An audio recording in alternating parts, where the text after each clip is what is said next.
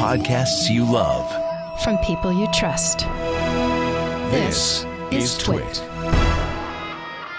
Hi, this is Leo Laporte, and this is my Tech Guy podcast. This show originally aired on Sunday, March 21st, 2021. This is episode 1781. Enjoy. The Tech Guy podcast is brought to you by Uber for Business. Right now, for a limited time, you'll get a $50 voucher when you create your first vouchers campaign and spend $200. Go to uber.com/techguy to learn more. And by Babel. Babel has made learning new languages fun and easy with bite-sized lessons you'll actually use in the real world. Purchase a 3-month Babel subscription. You'll get an additional 3 months free when you go to Babel.com and use the promo code TechGuy. And by Conga. Experience Conga's new brand and have some fun by testing your trivia knowledge. They'll be donating to a charity that supports COVID relief efforts, and you'll be getting a digital transformation. Go to conga.com/twit today. Well, hey, how are you today? Leo Laporte here, the Tech Guy, and it's time to talk tech. That's, what does that mean to you? What is that? Tech. Tech, it's funny. I'm laughing because tech could be anything, really. Somebody once said, maybe it was me, I don't remember now, technology is anything that wasn't around when you were born. So if you grew up with buttons, when the zipper came out, whoa, high tech. Actually, it is if you think about it. A zipper is a pretty cool invention. But in this case, we're pretty much sticking to the tech that has microprocessors in it, anything with a chip in it. Sometimes I say microprocessors to be more accurate. Those thinking machines we call computers. The internet is not a thinking machine, but it is made up of computers. So I guess the internet, certainly your smartphone is a computer, your smartwatch. Nowadays, many vehicles, many cars. We talk automotive tech. In fact, Sam Abuelsamid, our automotive tech guy, is going to join us soon. Talk about that. Home theater, that's high tech these days. Didn't used to be. Used to be tubes. But again, if you grew up in the late 19th century, an airplane, wow, would be high tech. I just read a great biography of the Wright brothers by David McCullough.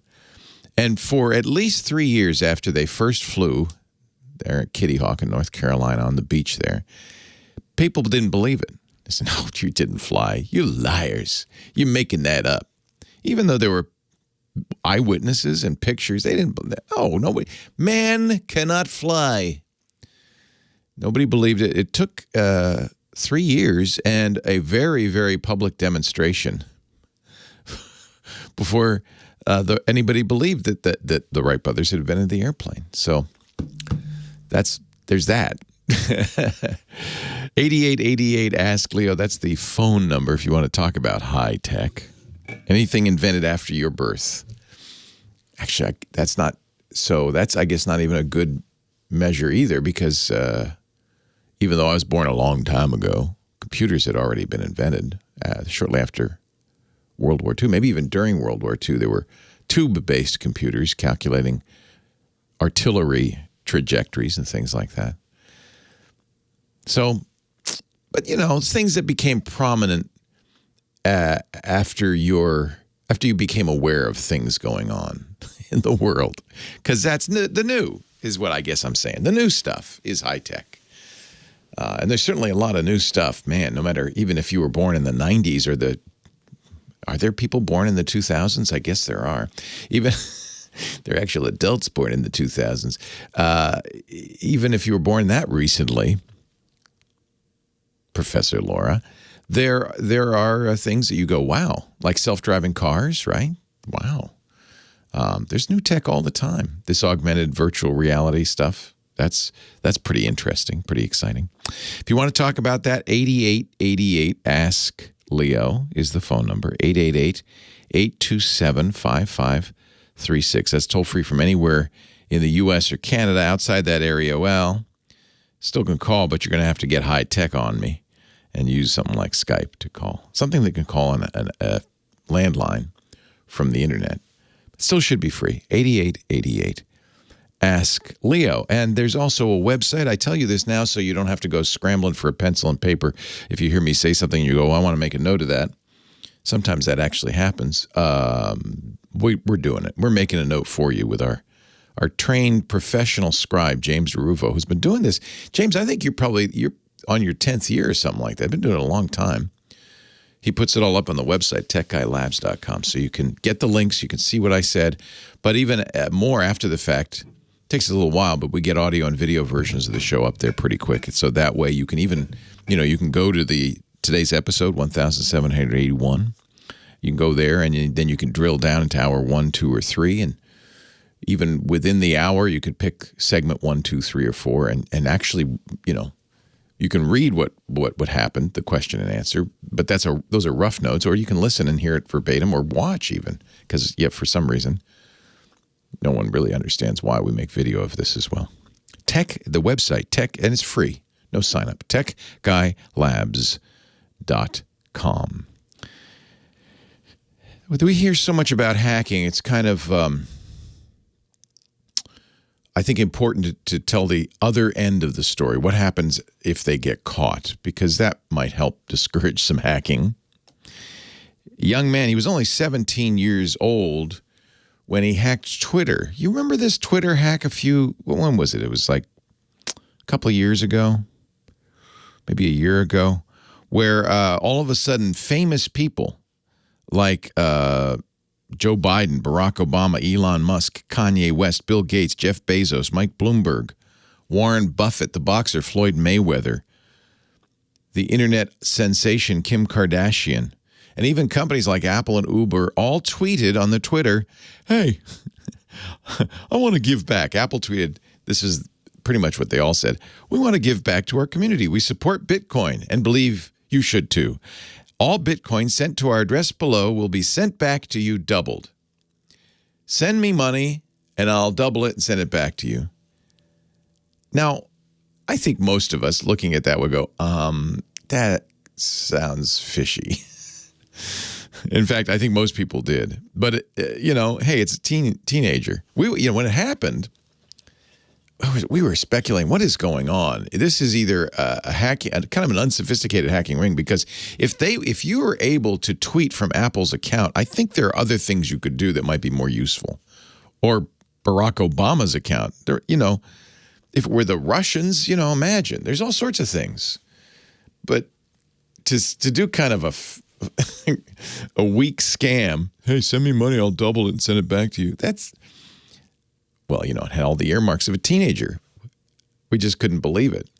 Well, it turned out it was. At least he's been convicted now, sentenced as a youthful offender, which, because he was 17 when he did it, he's 18 now, which if he would have gotten a minimum 10-year sentence if he were an adult. So he's going to go to basically juvie, a prison designed for young adults. For 3 years. Nevertheless, probably no walk in the park. Kid was from Tampa. I'm not going to say his name because I think he could be rehabilitated and go on to in fact, chances are good some company will snap him up saying, well, you got skills, man. We could use a guy like you. It seems to happen a lot with hackers. In this case, he really didn't have that many skills. The hack, once you figured it out, wasn't that brilliant. Really, it was Twitter's own stupidity that made it possible. So, it's not the end of the world. It's like a boot camp. He's like, hey, go to boot camp for 3 years. President Joe Biden, he was not the president yet when he tweeted, I'm giving back to the community.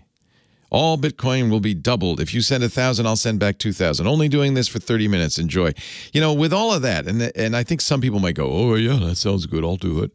With all of that, I think the account that he used, see, this is a problem with Bitcoin is, you publish that account number. Once it's traced back to you, we know you did it. I don't know if that's how they caught him, but we could also look, anybody can look who has a Bitcoin wallet could look and see how much money went into that account. It was about $100 some thousand. It wasn't very much. I mean, well, it's a lot, but some people were fooled.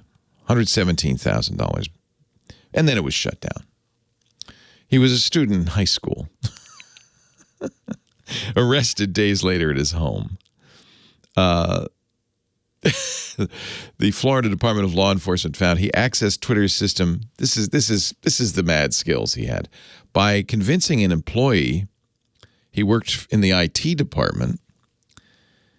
The employee then gave him enough information so he could access the company's customer service portal. And that was enough to allow him to tweet. So in other words, Twitter really didn't have very good controls. I seem to remember that, in fact, what happened is he convinced the employee was the IT department, got the employee's Slack login, logged in, and found pinned in the Slack, that's the company messaging system. We use it. Company messaging system had found pinned at the top there the login credentials for the customer service portal. I guess people forget it, so we'll just put it right at the top there. Everybody can get access to it, including people who managed to hack their way in. So I hope Twitter's improved their system. And I hope you've learned your lesson, young man. You're coming to the principal's office. He had some helpers, and they are also charged with federal crimes. We'll see. 8888 Ask Leo. Just it's a warning story to just remind you, kids, be cool, stay in school, and whatever you do, don't hack, because you might get caught. You could get caught. Probably won't get caught. But you could get caught, and then 3 years in boot camp for you, buddy boy. She's done it again. Professor Laura has found yet another little Stevie phone song. Little Stevie, I just called to say I love you. We play the phone songs to celebrate the phone angel here. You seem like you're in a good mood, Kim Schaffer. I'm good. Yeah. Yeah. Things are good. Did you get your hair did or something? No. You wearing a fancy new gown? No. No, new jewelry? Nothing? It's spring. It's spring. It's spring. Yeah. Spring is springing. The rain's going away, even though we need it. Yeah, I want it to come back. The weather's rain. Nice and out. It is beautiful. More outside time. Trees are blooming. The cherry trees and the magnolias. Well, you can hear that in my voice. The trees are blooming. Yeah. Anyway, who should I? Anyway, good to see you. Good to see you. Who should I start the show with? Let's go to Yucaipa. Jan is in Yucaipa on line 3.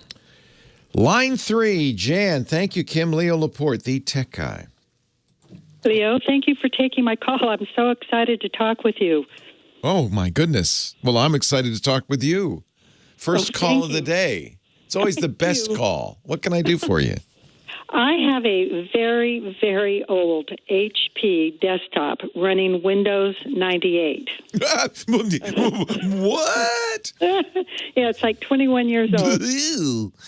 It has a working floppy drive, but a non-working writable CD drive and a working regular CD drive. But I can't connect it to the internet as there's no browser that will support it for years and years. And I'm going to get rid of it. I'm going to turn it in for recycling, but I have some JPEG files that I would like to keep and get off if possible. Okay. Doesn't it break your heart that here is a big hunk of metal, admittedly 21 years old, but it still works? I mean, it just breaks your heart that we have to. I mean, what happens to this? How much of this goes in the landfill? I think about this all the time. Of course, I go through more computers than the average bear because I have to try them and stuff. But we got to do. This is just untenable. It breaks my heart because the printer that goes with it, an HP inkjet, it's the only printer that I have that still really works well after 21 years. Yeah. And it probably, you're going to get a new computer. It may not work well with the new computer. Who knows? I know it probably won't. But I do have a newer computer. I have an HP desktop running Windows 7 that's only about 13 years old. That's also out of date, but okay. I know. So there's JPEGs on the hard drive, and you want to put them somewhere else? I'd like to put them on the Windows 7 machine. Yeah, of course you would. Easy peasy. How? So, well, first of all, let me ask you, because this begs the question. It doesn't sound like you're backing your data up. Oh, well, No, you're not. Otherwise, you'd have a copy of it somewhere else. No. I in my 13-year-old computer, yes, I back up everything, and I have, I have Google Photos, and I have an external hard drive. It's just the Windows 98. How are you going to back up? Because nothing will work on it. Right. Yeah. Right. So even though that's Windows 98, it should understand a USB thing. You have a USB. It doesn't recognize the driver. So if you plug a USB key in there or a USB hard drive, it says, what's that? I don't know what it is. Yeah, it says I don't recognize. This is a really old version of Windows 98. Oh, yeah. Because, when it first came out, Windows 98 did not do USB, but they updated that fairly quickly. Okay. Let me think how we're going to handle this. Or if there's any way to handle it. Well, there totally is. You can download things like there is a third-party USB driver that will allow you to use USB on Windows 98. You can't get online though, can you? No. It's interesting. It's kind of a catch-22 because you could get online with the other computer, download it, put it on a USB key, and then how do you get it in the old computer?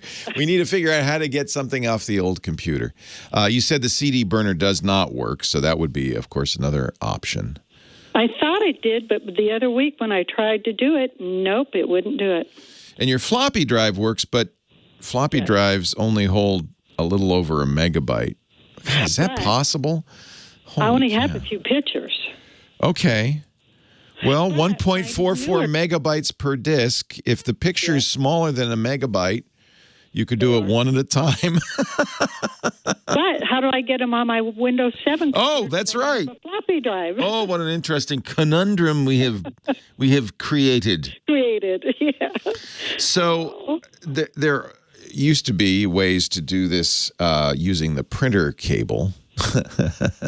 There was a program called LapLink. I don't know if you remember that from the old days, where the idea was you were kind of in this era where you had a computer, you didn't have backup, you didn't have any way to get data off easily, so you would connect it to your new computer via a printer cable.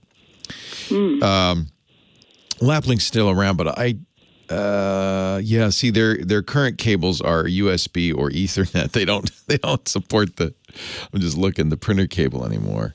Wow. Let's think about other ways to do this. On the back of the machine, do you have a serial port? Do you know what you have on the back of the machine? There will be a way to get this out. I know there will. A serial port. I don't even. Is that what you could connect the printer to?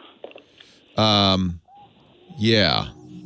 Yeah, in some cases. Depends. In this era, probably not. The other thing you could do is get a USB floppy drive for the Windows 7 computer. Leo Laporte, the tech guy. Hang on.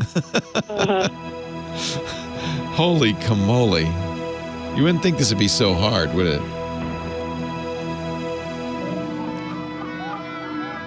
I had to take a break there. But we're still on. Not on the radio, just on the podcast. Yeah, because I listen to you every week when I'm walking. Oh, I'm so happy. And listen. I'm so happy. I can't figure this out. Oh, there's ways to do it. I'm just, it's a trip down memory lane.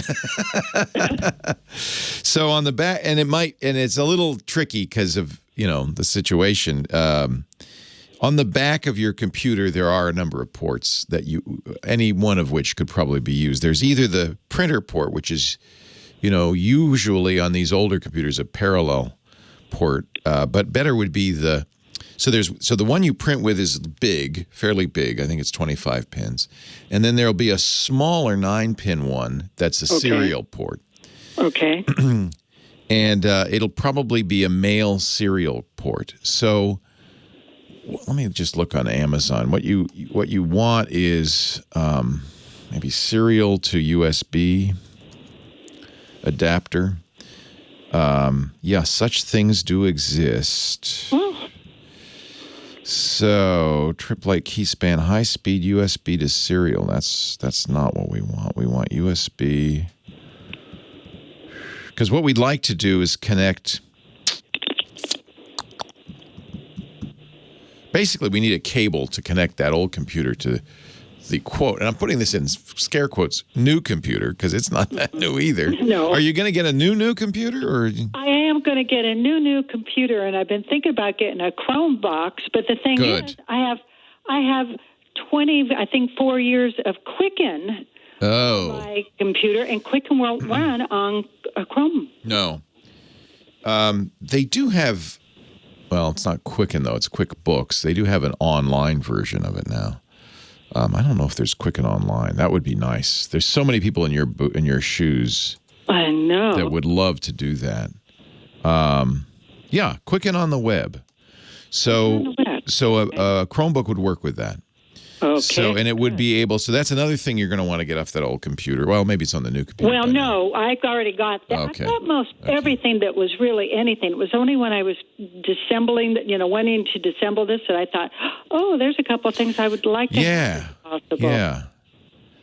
Oh, look at that. LapLink software PC mover. Well, see, I don't know. Even this, Scooter X sent me comes with a high-speed cable. I think what you're going to need is some sort of adapters designed for older computers to give them either USB or network or some kind of capability that you could then hook up to your other computer. There are more expensive solutions. The chat room says, well, what you need to do is you need a hard drive enclosure with IDE connectors, and then you could connect it. You can open up is it a laptop or a desktop? They're both desktops. So you could open up the computer and you could get the adapter and pull the old hard drive. And actually, that might be the simplest thing to do. The old computer, take out the hard drive, because everything you want is on that hard drive, isn't it? Right. And the problem is that hard drive is a really old technology called ATA, or IDE probably. So what we want is a IDE external drive case. External drive. And that will hook up to you could take the hard drive out, connect that to it, and then it'll have a USB port that you can connect into your modern computer or Chromebook. So let me see. I think Newer Tech sells one that has an IDE adapter. I have to run, so hang on. We'll talk some more. Okay. But I got to do this here real quick. I'm going to put a link in the show notes to the Newer Tech. It's called, they call it the Newer Tech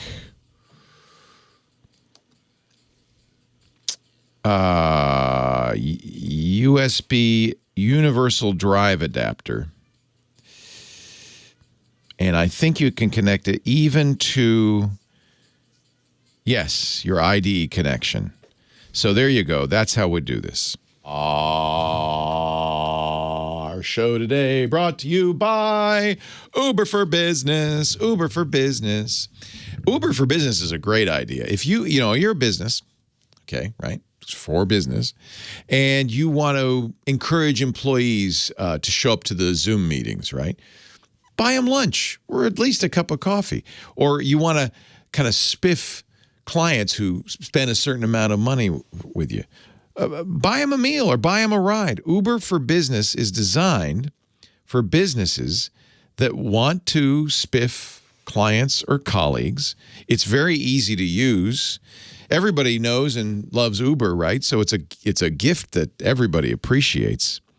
We've been using it through the pandemic, right, to order meals and to request rides. Over 150,000 companies now use Uber for Business to improve customer and employee satisfaction. With vouchers from Uber for Business, you can add money to your colleagues or your clients or your customers' Uber accounts that they can use to order meals through Uber Eats, or you can offer them a voucher for a ride when they come to your business. You can sign up for free. It's really easy. Immediately start delivering extra value to the people who matter most to your business. Vouchers are simple to send for you, easy to redeem for your customers. Your business has total control over not only who gets them, but when they expire, what portion of the ride or meal you want to cover. They're shared either via email or text message, and they can be redeemed with just a click, which is great. Best of all, you only pay for the rides they take or the meals they order. Right now, for a limited time, $50 voucher when you create your first vouchers campaign and spend $200. Go to uber.com/tech guy to learn more. UBER, uber.com/tech guy. Some terms and conditions apply. I think you're going to really like this. Uber.com/tech guy. I know your employees or your customers will. Thank you, Uber, for supporting the Tech Guy. Thank you for supporting us, dear Tech Guy listener, by using that URL. Uber.com/tech guy. Ladies and gentlemen, the harmonica sound signals the beginning of a new segment on this show. The car guy, Sam Abuelsamid, is here. Hello, Sam. Hello, Leo. Principal researcher at Guidehouse Insights. He podcasts all about vehicles at wheelbearings.media, and thank goodness joins me every week. Did you see my pony? I did see that. That is so cool. So I have one too that was part of the press kit, but it's not. It's actually, I think, probably less cool than that. It's similar, the faceted design, but it's solid. So this came because I bought a Mustang Mach-E first edition, and first edition owners got this. It's 3D printed plastic, but this wireframe of a running horse was actually when they did the announcement of the Mustang, right? Or they had something. Yeah, they used that graphic, and showed it, kind of generating it with CGI and it, going into some animations and stuff. So they got some 3D printer and they made a 3D model of this. It's pretty cool. It's a nice thing to have. It's just a little spiff, I guess, for being one of the first to buy it. So. When you spend that kind of money on a car, it's the least they could do for you. Hey, I've been buying Teslas. This car was cheap. So certainly not cheap. But after, the $7,500 federal tax rebate, there's a state tax rebate and the PG&E savings and all that. It's not super expensive. Let's put it that way. Yeah. No, by comparison to what that Model X was, it's comparatively it's half the cost of the Model X. And, EVs are getting more and more affordable all the time. And, a big part of achieving that, did you see that segue? Is going to be getting cheaper batteries. Yes. We've been talking about batteries lately. This is good. We have, yeah. And if we want to get to 100% electric vehicles, even just here in the U.S., for example, prior to the pandemic, we were selling about 17 million cars a year in the U.S. If we want to sell 17 million EVs a year, we're going to need a little more battery production capacity. Right now, we have capacity in the U.S. for about 40 gigawatt hours of lithium-ion cells. And that's most of that is from the Tesla Panasonic plant in Nevada. Most of the rest is from LG Chem's factory here in Michigan.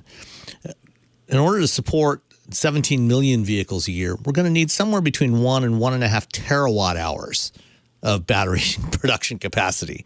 That's about 40 times what we have today. And that's a lot more raw materials than we use today. So in order to support all that, we're building new cell production plants, a lot of new stuff going up. But they're also going to have to start doing a lot more recycling of the depleted cells when they're no longer useful. And earlier this week, Volkswagen had what they called their Power Day, which was very much like Tesla's Battery Day that they did last fall, and talked about some of VW's plans.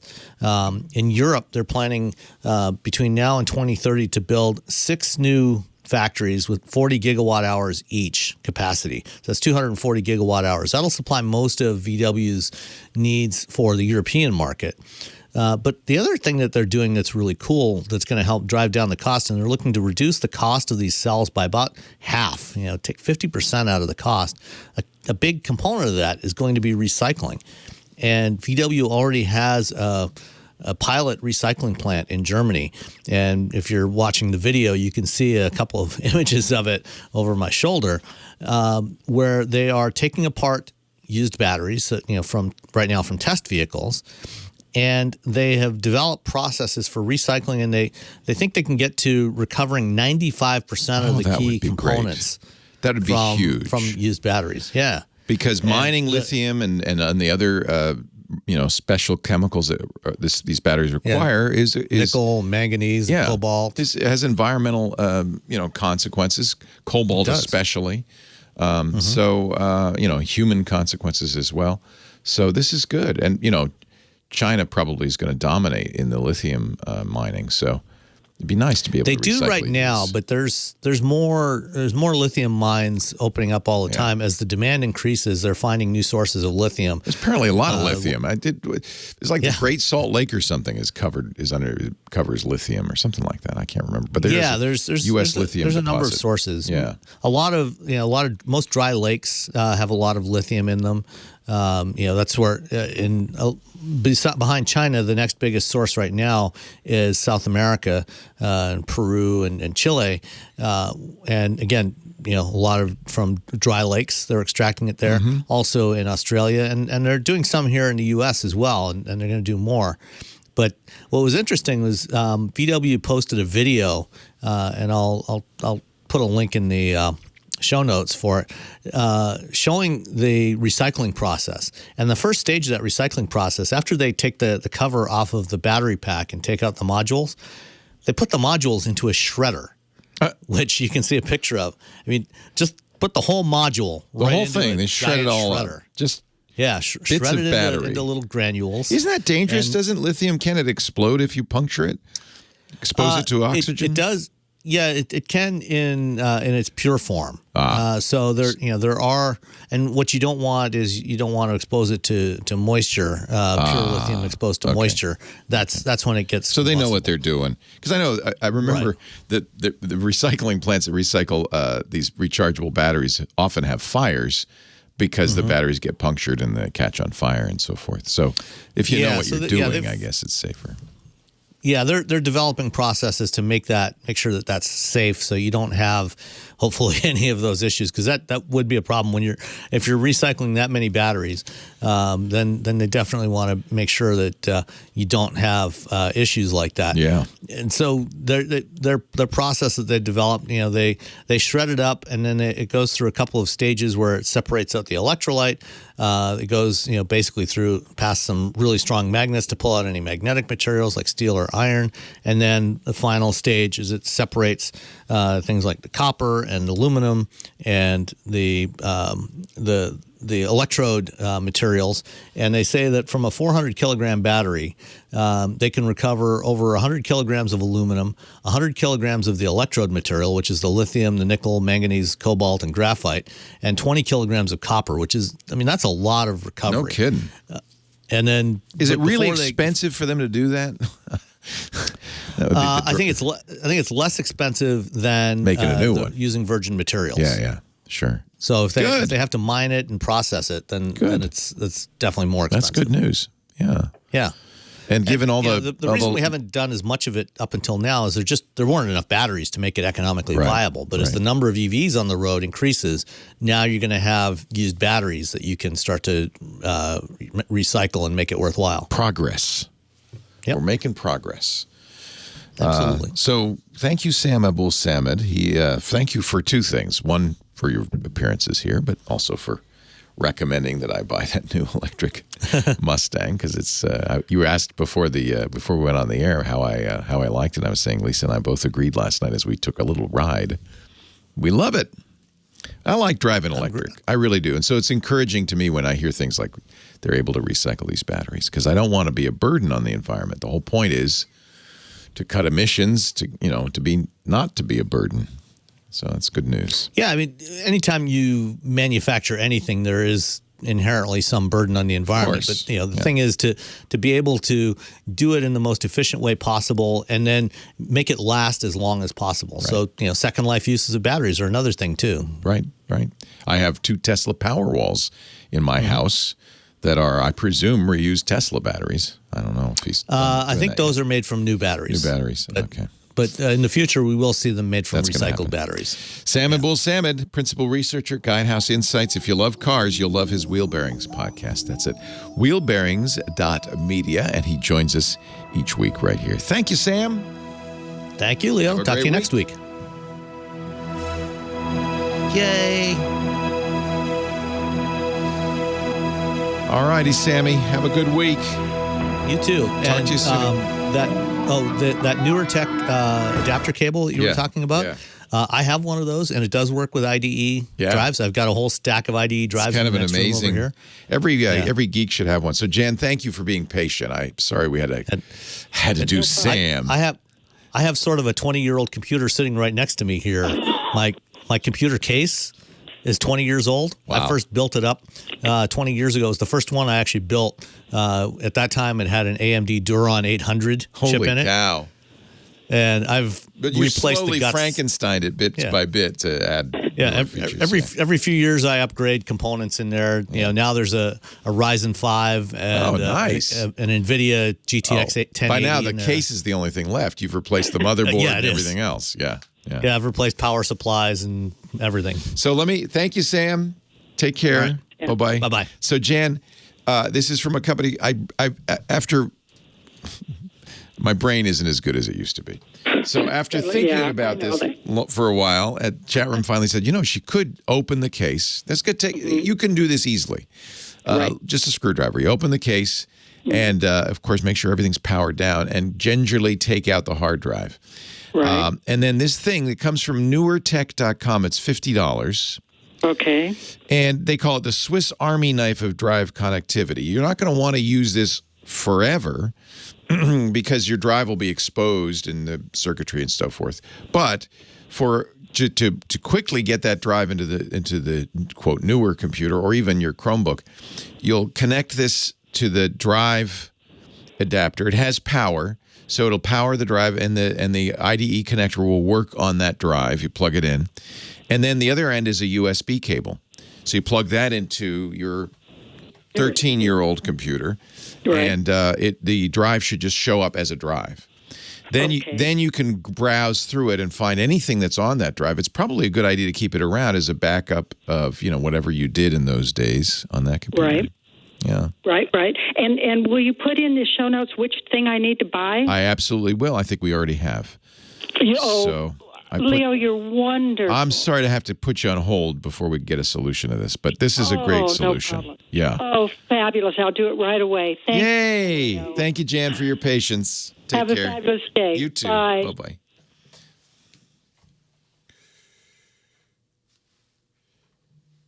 Well, that's the other thing. Yeah, right. Jan will probably only use it once, so you might just go to a tech guy. Everybody who runs a computer shop should have something like this. I have it. Everybody should have this. It's just a useful thing. Yeah, she'll have to figure out where her data is in the documents and settings folder in the old days, and in there'll be a Jan account, and inside the Jan account there'll be other folders. But she'll find it.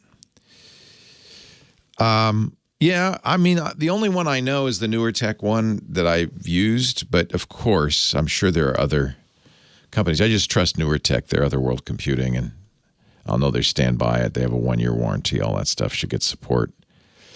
If you want to save money, you could save $20 and get the Vantech, which is probably identical, but no support.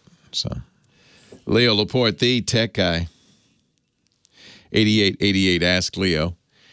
Just to finish up on this, we'll put a link in the show notes. Our previous caller, Jan, who was trying to get a really old computer, get the data off of it. And we finally, thanks to the chat room, and I don't know why I didn't think of this, realized that probably the best and easiest way to do this, certainly the fastest, would be to open up the tower case, take the hard drive out of the Windows 98 computer, and then use an adapter, and there are a number of them. I mentioned the one from newertech.com, which is on Amazon for $32.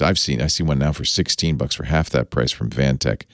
But the idea is it has an adapter on one end that'll work with that old IDE drive, and on the other end it has a USB adapter that'll work with that new computer.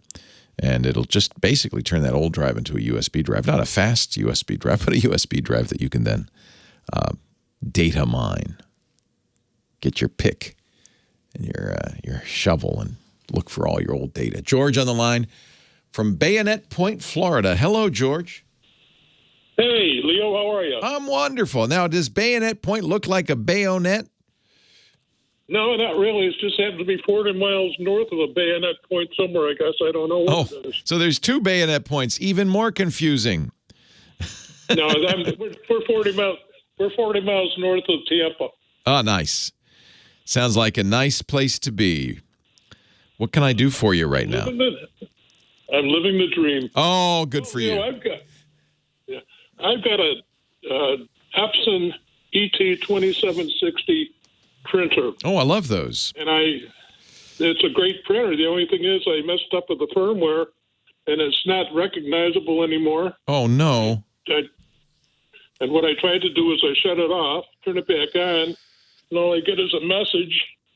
It says it's, I'll tell you what it is. It says printer mode,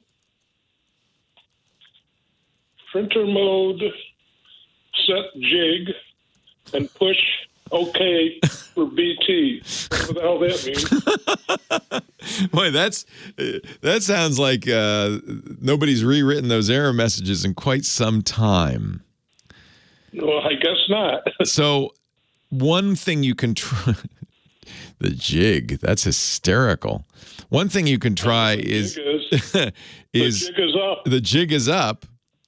God, that reminds me of a print shop in high school. There was a jig thing. I think that I would imagine the jig is what's moving the print head. But anyway, you don't need to do that. What you should do is hook that printer up to USB to a computer. I tried that. Didn't fix it because there is a recovery mode. You know what my problem is? I took it off of the completely off. I don't have anything. It doesn't recognize it at all. Yeah, you clobbered. I messed up. Clobbered the firmware. What did you do? Did you unplug it during the firmware update or something? Or no, I didn't do anything. I just went to see it. There was a message saying that there was a. Well, don't blame yourself then. It wasn't anything you did. It screwed up, not you. Yeah. I got a dumb printer. Yeah. I think it's a call to Epson, and they may say you can't do anything. We have to take it back and fix it. Their support's pretty good, though. They should be able to fix it. It's possible, sometimes if you open it up, there's a jumper you can set to clear the firmware, that kind of thing. But once the flay rod's gone out of skew on the treadle, your jig is up. You just have to... Yeah, my jig is up. I found on Reddit there's a cure for it, but I don't know how to do it, so I'm going to... Well, what is a cure? Maybe I can parse what they say. Just a minute. I got to look it up here. I've also got a problem with the TV. My TV's dying on me. Sometimes I think we get in these zones where the vibes are bad for electronics and everything just starts to go cuckoo a little bit. I've had that happen where, it's one failure you can handle, you can fix it, but then it's a cascade of things falling apart and it's like, my goodness, this thing's going to heck in a handbasket. Yep. Just a minute. It's loading up here. I think really the best thing to do is call Epson on this one. And they may have what you need is, some sort of firmware restore. And we've said this for years, be careful when you're updating your BIOS. Anytime you're updating firmware, that's the lowest level software on a piece of hardware. And if that gets kerfluggered, the hardware is just going to stop working. And often, because it's stopped working, there's no easy route to get it refluggered. So that's the real problem. And what I hope is a lot of times on motherboards, there are ways to kind of go back to default firmware, things like that. And I'm hoping that the Epson has something like that. But these devices aren't the smartest in the world. So no. It actually mentioned the jig. That's so strange. Right. That is printer mode, set jig, then push OK for BT, whatever the hell that means. I don't know what that means. Here's another solution from the chat room. Chumley's looked it up. Power off the printer. Okay. In fact, I'd unplug it, then plug it back in. Then hold the home and power buttons together, home and power button, until the printer turns on. Then choose number 4 normal mode. That doesn't sound right at all, but if that works, you can thank Chumley. Well, Chumley's on the same brain length as I am because I got the same thing here. So Okay, good. Try See if it works, and then if it doesn't, then it really is time for a call to Epson, I'm afraid. Yeah. Can I ask you one more question? Surely. My TV, it's an old LG. I've had it since Christ was a teenager. And I got to replace it. And I'm just wondering what's a good, I want to get a 65-inch at least, well, no more than the 65-inch TV to replace it, but I don't believe in going to the newest model. I'd rather stay a year behind. And Do you want to save money? Is that your plan? Basically. Yeah. So we just bought my son, for his birthday, which is back in November, wanted a PlayStation 5. Good luck getting a PlayStation 5. Finally got one. And then he said, but wait, the TV is only a 1080p. What do I do? And I said, all right, we'll get you a 4K TV. So I looked, fortunately, and I think this is a very good TCL, which is a Chinese company, and I think they're undercutting their competition because they want to get in the market. So it's an opportunity to kind of jump on a bandwagon here. But they make very good TVs. I've bought my mom 2 of them so far, and she loves them. Has Roku built in, which is both of them still. Yep. She still has both of them. Both of them work. Hasn't had a single problem. It has Roku built in, which is really nice. There is a 65-inch. This is what we got my son. A 65-inch TCL for about $650. Sounds good. I'll try it. Yeah, Samsung also roughly in that price range. I even saw an LG. All of these are LCDs. What you might be giving up is something called full array local dimming, which gives you better contrast ratios. The darks are darker because they have LEDs backlighting every single area of it. I think this is the one we got at the TCL is a QLED, and I think is probably just fine, unless you're really picky. That's all I need. Yep. No, I'm not picky. My wife and I am not. She can't see that well, and I'm kind of stupid anyway. So having a nice 65 is awesome. That's really, the size of the screen is really nice. So that was on Amazon, $650. Okay, and I'll check my other place like Sam's Club and Costco. Yeah. And they don't usually have the latest. They usually do have a year-old, which is perfect. That's all you want. And you get all I want. You get the better price that way. I'm tech savvy in some ways, but I don't care. I'm going to say a year behind. And And boy, you're going to love this. I mean, the jump in quality will be huge. You're going to, especially if you get some 4K stuff on Netflix, you're going to love it. Well, hey, how are you today? Leo Laporte here, the tech guy. Time to talk tech, computers, the internet, home theater, digital photography, smartphones, smart watches, all that jazz. 8888 Ask Leo. That's the phone number, 888-827-5536. Toll free from anywhere in the U.S. or Canada. Outside that area, you can still reach us, but you need to use Skype or something like that. Everything we talk about, links to all the products and websites and so forth, and the answers to all the questions, they're recorded for posterity on the website, techguylabs.com. And I thank James DeRuvo, our scribe, for doing that. Poor guy. He has to sit and listen to every show and write it all down. We put it up on the website, techguylabs.com. We also add after-the-fact video from the show and audio from the show, the whole show. So it's the podcast, basically. So you can listen while you read the answer if you want, or you can just read the answer or just click the link. No charge. There's no fee. We should. But thanks to our fine sponsors, we don't have to charge you a penny. Just go right in, march right in, demand the information. The librarian will bring it to you free of charge. TechGuyLabs.com. Back to the phones we go. Ron on the line from Orange, California. Hello, Ron. Hi, Leo. How you doing? I'm well. How are you? Not too bad. I have a problem with LastPass. Okay. This last week.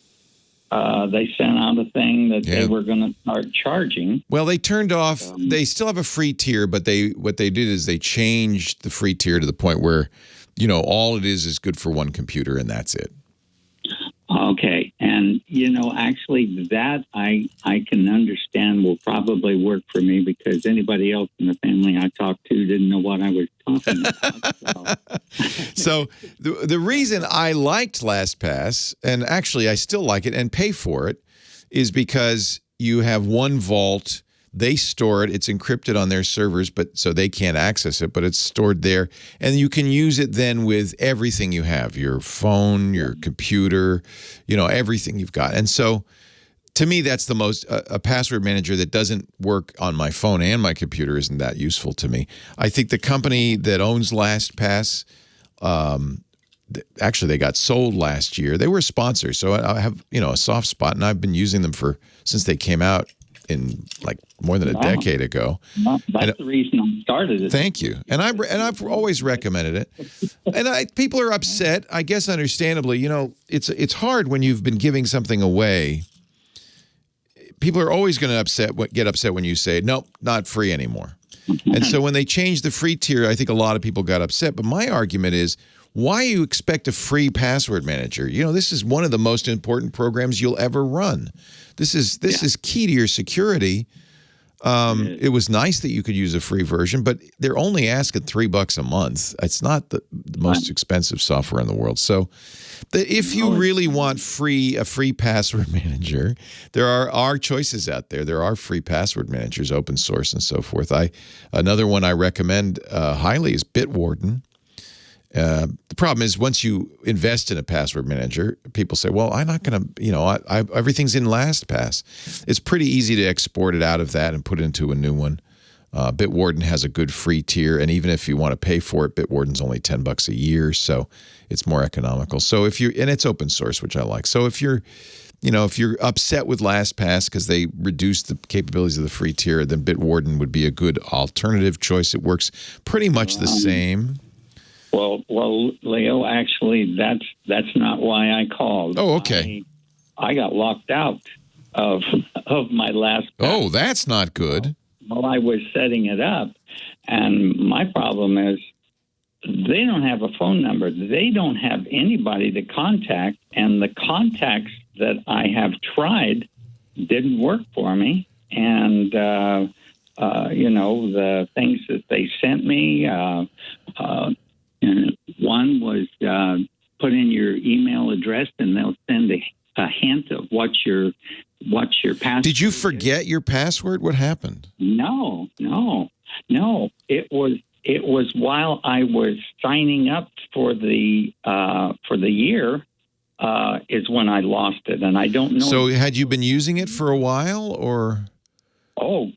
Years. So you had a lot of passwords in there. Oh boy! Oh boy is right. That's not good. Yeah. So yeah, I went crazy for a while, but I also have a password book that I wrote everything down in. Oh, good. So I didn't lose any of that. Well, that's a relief. But still, that's not acceptable. I mean, this is the issue. A password manager, you're relying on it. So what happened? Your password stopped working? Your master password? Yeah. No, the master password. They sent me a part of it. So I thought, oh, good, they this will work. So I went in, I put my master password in. Boom, they kicked me out. And I've been using it. I have been using that master password for years. Every once in a while. Here's the problem. They don't know your master password. The portion that they sent to you of, and you don't want them to know it, by the way. The portion that they sent to you is all they know. And the reason they don't have the full password is because if they did, then they would have access to everything in your vault, and you don't want them to have that. Okay, well, they asked me to put in my password. They gave me a hint, and they gave me one word, and I put it in, and that's when I got kicked out, which was not understandable to me, and everything I've tried doesn't work. When you set up LastPass, did you set up the recovery system? Because that's the other thing. They have a recovery system, but most people, I think, don't set that up. And boy, I would strongly suggest that you do. Yeah, I don't have any idea about that. Yeah. So maybe that. So you can set up for future reference on any password manager. They will always have some way of recovering your account that doesn't involve them.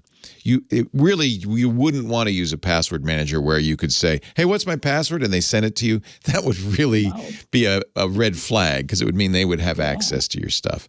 Yeah. So I don't know what happened. I'm really glad that you had the backup, even if it's a paper backup. I would suggest periodically exporting your passwords from any password manager and storing them somewhere, or a paper backup, but some backup is really important. I'm sorry it happened to you.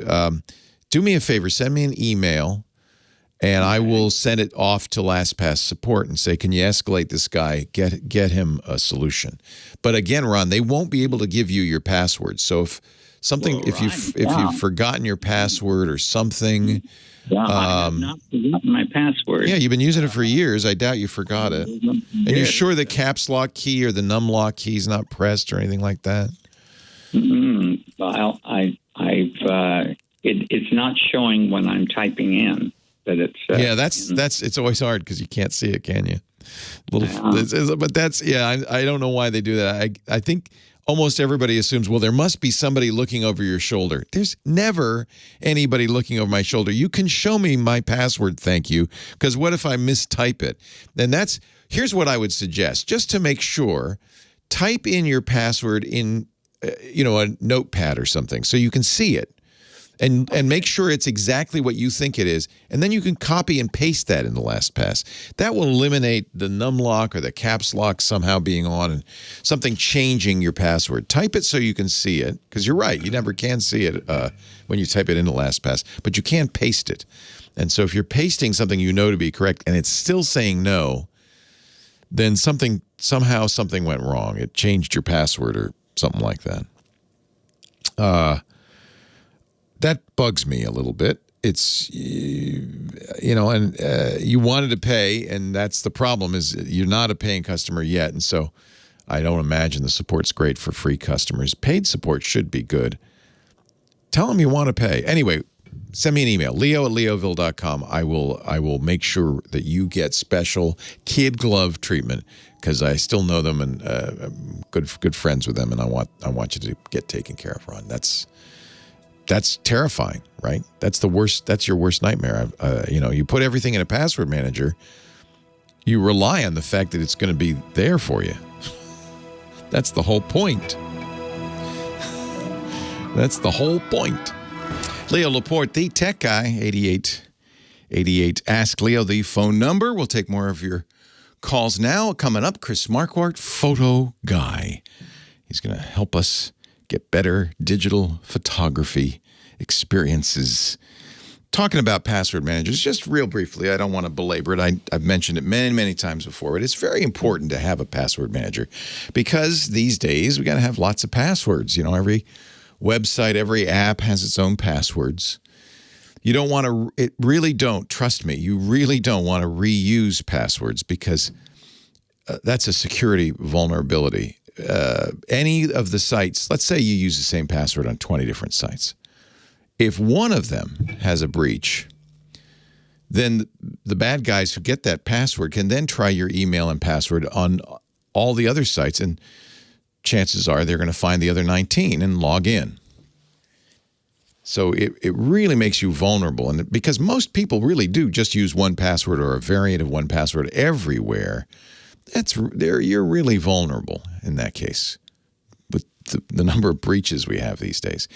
If you're using unique passwords at every single site, well, one site gets breached, only that site gets breached. There's no risk to anything else. And usually when there's a breach, you'll find out about it. You can change the password and you're good to go. If you reused passwords on multiple sites, you'd have to remember all of them that you used that password on and change them. So a password manager remembers the passwords you use, and that's really important. It also generates, if you want, and I would encourage you to do this, long, strong, unmemorable passwords. All you have to remember is the master password to the password manager, and then you can get into it. There are lots of password managers. In fact, most operating systems and most browsers now have pretty good password managers. Mac OS has an excellent password manager. The drawback with Mac OS is if you're using its keychain, you have to be using a Mac or an iPhone. It won't work, or an iPad. It won't work on Windows or Android or anything like that.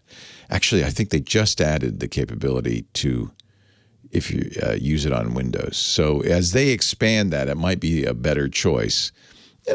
Truth is most people use Macs also use iPhones. So if that's all you're using, that's fine. Chrome has its own password manager. That's pretty good now. Didn't used to be very secure, but it's more secure now. Firefox does. Most browsers do. Edge does. I like having a third-party password manager. It's that way. It's a little bit harder for the bad guy.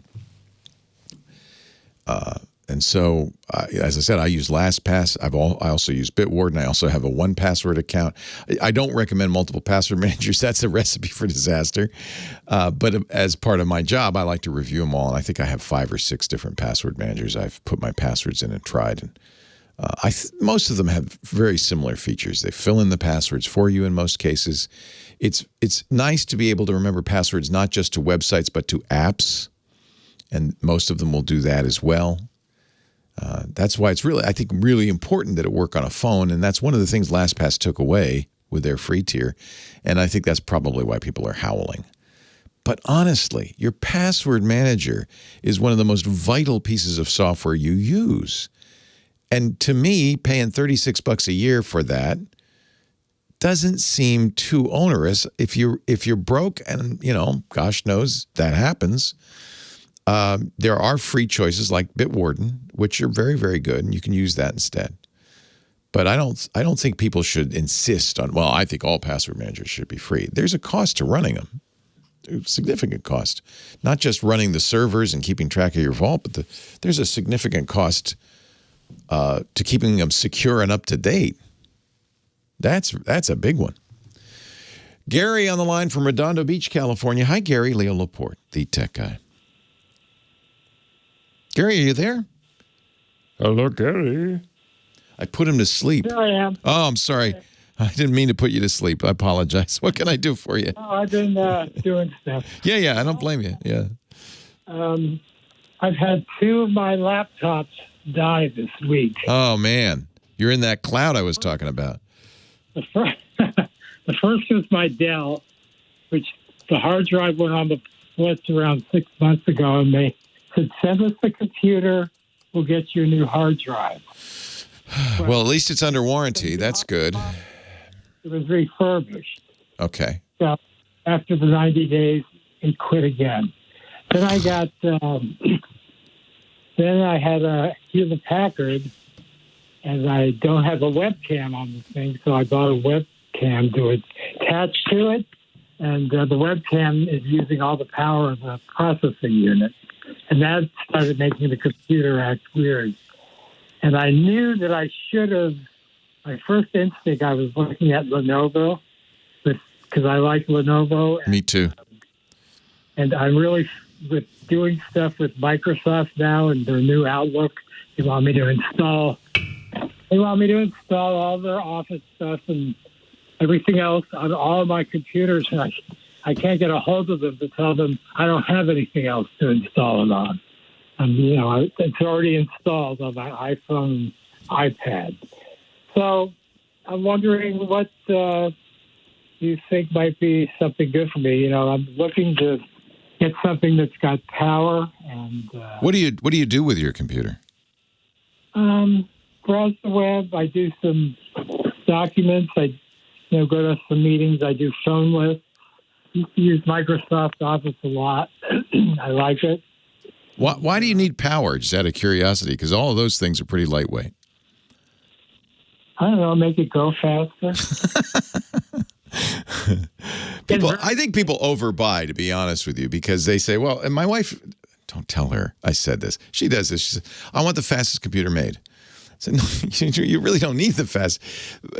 But okay. you're going to have problems with any computer. Those are both good manufacturers. I use a Dell XPS laptop that I love. HP makes excellent computers. Maybe you'd be better off with Lenovo, although I've heard bad things about Lenovo support too. There is no PC manufacturer in the world that does a great job on support, and every piece of electronics is going to have problems and fail. So I don't know honestly, I can't say anything that's going to be 100% reliable. It sounds like you have an iPad and iPhone. Maybe look at a Mac. That new MacBook Air is powerful, fast, affordable, and very reliable. Leo Laporte, the tech guy. Oh, there's one other thing you can do with your smartphone. Learn a language with Babel. I am a huge Babel fan. Babel is the best language instruction. And I know because I'm learning Spanish so that Professor Laura can mock me. But it really is easy. It's fun. It is a great tool for learning a language. Oh, great to see you, Leo. Babel's saying hi. Let's start the review. You can do listening, speaking, flashcards. That's fantastic. Or writing. Because we're on a radio show, I'll do listening. Let's listen to a phrase here real quickly. Let's see. Okay. This is a refresher. Oh, I don't have it turned up. No wonder it thought I got that wrong. Let's do that again. Yo. That's I, right? Yeah, good. Okay. Yo. It makes the nicest, happiest little sound when you get it right. It says, wow, you seem... Gracias. I know that one. Thank you. Yeah, happy sound. Babel's 15-minute lessons are bite-sized. They're easy to do. You do one a day, and before you know it, you'll be speaking a language. Lots of languages on Babel, too. It's the #1 selling language learning app for good reason. I've done it for French, got all the way through it, which was nice. I had high school French, but it was nice to refresh that and build the language so when we get to travel again someday, I'll be able to use it. Spanish is super useful here in California, so I thought one of my goals for New Year was to learn Spanish. And Babel is not just fun, it's addictive fun, because these bite-sized lessons are not only easy, they're useful. There's something you'll be able to use in the real world. And unlike those high school French classes, Babel designs their courses with practical, real-world conversations, things you'll use in everyday life. You start with, well, you heard it, typical greetings like, hello, how are you? Build up to practical dialogues. How can I book a single room? It's great for travelers, great for business users. And one thing I want to emphasize, other language apps might use AI for their lesson plans. Babel uses real experts, curated experts in language, over 100 language experts. So their teaching method is scientifically proven to be effective. There's 14 different languages. I mentioned Spanish and French, but there's also Italian and German. And they have a great speech recognition technology that'll help you improve your pronunciation and accent. It'll actually correct you on your accent. I invite you to start your new language learning journey today with Babel. If you purchase a 3-month subscription through our special address, you'll get a 3-month edition. So you get 6 months for the price of 3. Go to Babel, Babbel, Babbel.com. The promo code for that is TechGuy, and that gives you 3 extra months free with a 3-month purchase. And in 6 months, you'll be amazed.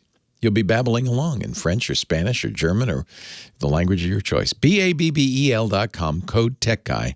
Babel is language for life. Leo Laporte, the tech guy on the line, the photo guy, my personal photo sensei at sensei.photo. Chris Marquardt, he joins us every week to give us some inspiration for taking pictures. The other day I was taking a walk with Lisa, brought my fancy camera. I'm, taking pictures, and Lisa's whips out her iPhone, takes better pictures. And by the way, faster. She doesn't have to set the f-stop and check the focus and all that stuff. She just click, click, click, and she's got it. But I realized that there's something intentional about, a fancy camera or a camera, any camera, because you're kind of saying, I'm thinking about this, and I'm going to take this photo, I'm going to consider the composition, consider the output. And then that's the nice thing about a smartphone is you're recording an event. Of course, it's also the enjoyment of the process, isn't it? Yeah. I like thinking about what I'm doing. And so there was, the trees are in blossom. We're getting springtime here in the Northern Hemisphere. And so she said, oh, that's a beautiful tree. I'm going to take a picture. She had the picture before I could even get the camera cap off.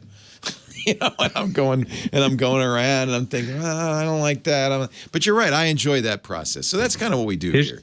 Here's your lesson. Don't put that cap on in the first place. I never have lens caps on my cameras because they are always in the way. They slow me down. They do. They slow you down. So today, and we were talking before the show, we were talking about the fact that in German, there's one word, Dämmerung, for the transition from night to day and day to night. It's the same word. Same word. You say Morgendämmerung or... We have to qualify it. We say morning Dämmerung and Abenddämmerung. Abenddämmerung. So today we're going to talk about Dämmerung. Yes, we talk about the transition from day to night or night to day. And I think I want to concentrate on that part that is early in the morning when the night turns into the day, because there is something magic about that. We often call the sunset hour the golden hour, but why wouldn't sunrise also be a golden hour?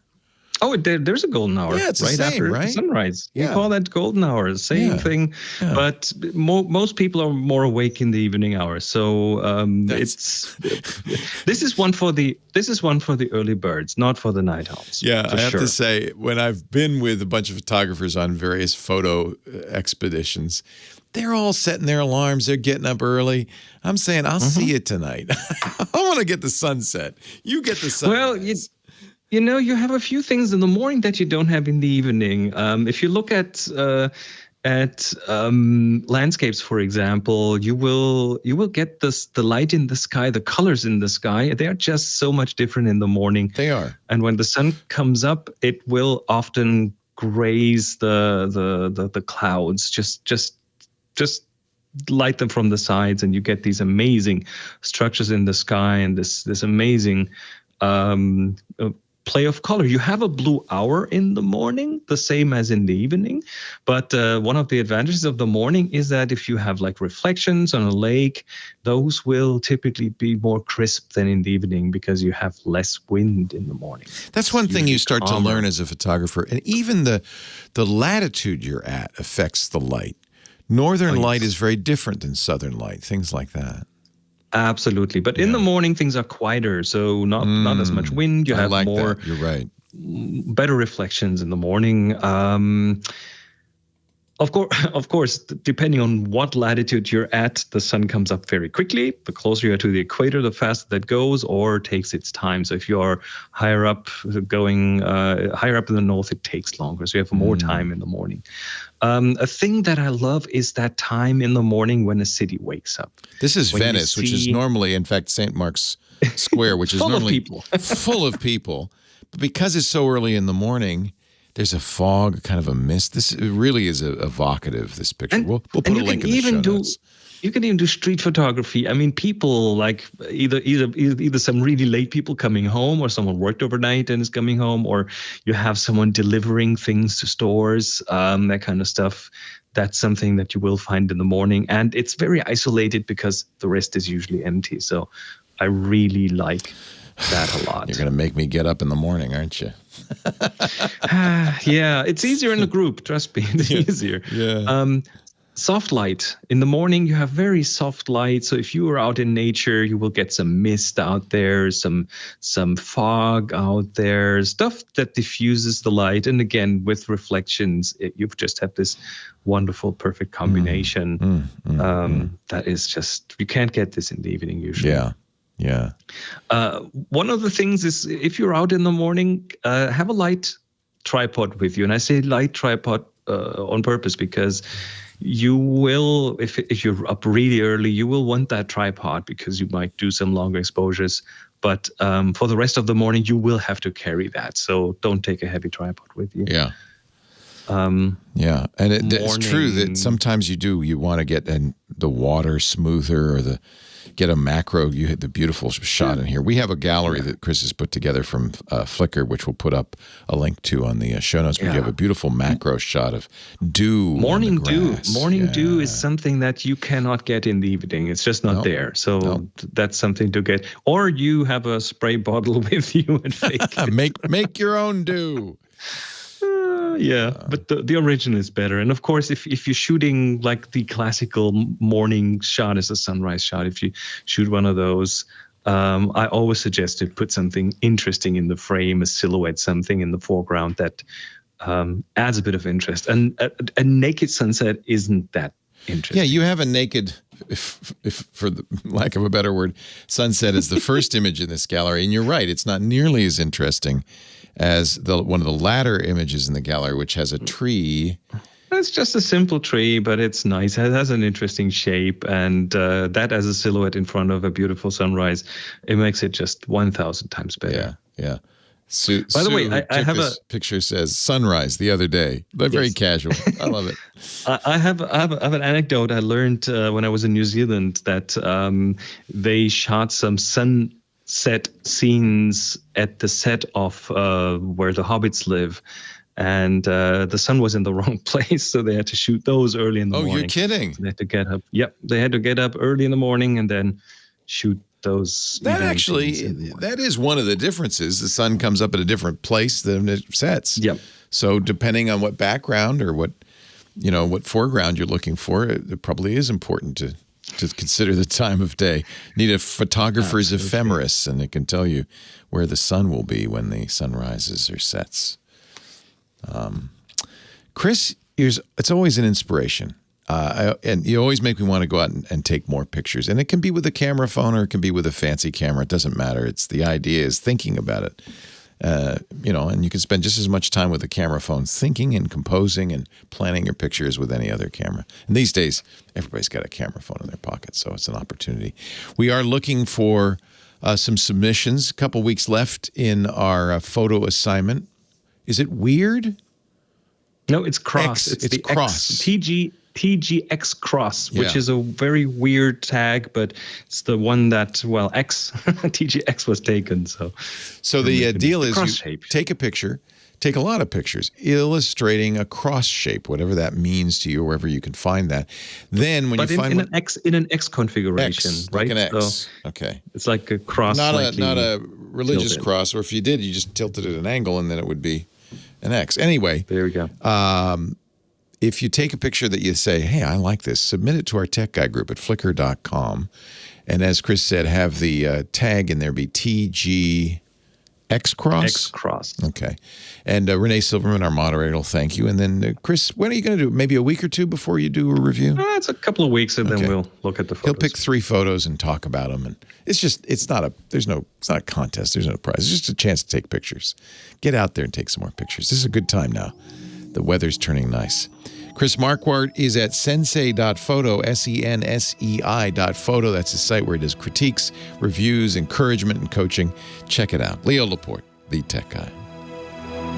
Of course, don't forget his fabulous Tips from the Top Floor podcast. You still doing the future of photography as well? Oh, yes, weekly. Good. That's a very weekly timely panel of 4. Nice. Yeah, it's really nice. Yeah.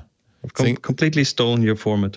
Oh, by all means. I stole it myself, so you're welcome to it. No, it's good. It's good. It's really interesting topics and discussions. I bet there are. Endless. What, any vaccine in your future or Monica's future? Germany has messed this up. They're starting to lock down, aren't they? Yep. Incidence is going up again. So I think I might get a vaccine in summer, maybe. Oh, no. Hopefully. That's a long it's taking its time. It's not enough vaccines to go around because others have done a bit of a better job in the negotiations with the manufacturers. Yeah, we snapped them up. That's why. America snapped them all up. America and the UK have pretty much done the us only deal. So Europe was too nice or expecting a free market. I'm so sorry. That sucks. I just got my first. I just got my first one. Although Lisa is waiting, but I just got my first one. So, and John did. I think Germany still is not at 10% even. So it's gonna take a while. Yeah, because I want to travel and I want to go to Europe.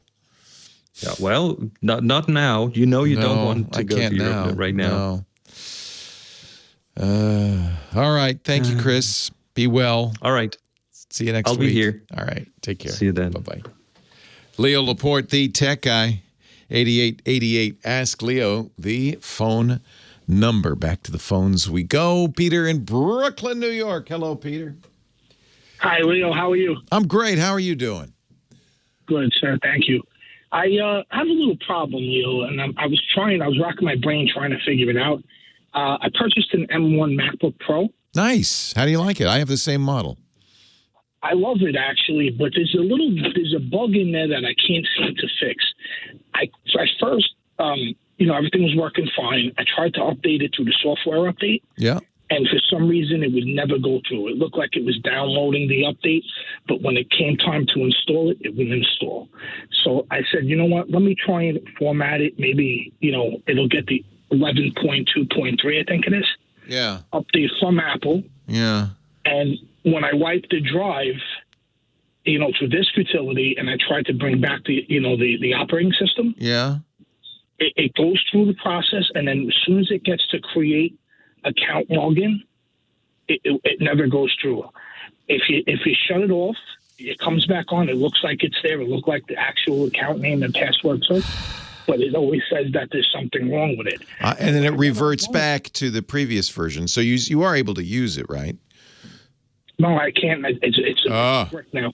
What they're telling me online is that you need another Mac, which I don't have at the moment. And you have to put it in DFU mode. Oh my gosh! I don't know. I'm stuck with a paperweight now. Yeah, there's been stories about this happening. I don't know if it's an M1 problem or a Big Sur problem. Boy, oh boy, I am so sorry. That's incredibly frustrating. I'm surprised in Apple too. Like they haven't tried to fix it or. Yeah, I mean, you can bring it to the Apple Store. They are reopened in New York now, so you can bring it there. But holy cow, what a nightmare that is!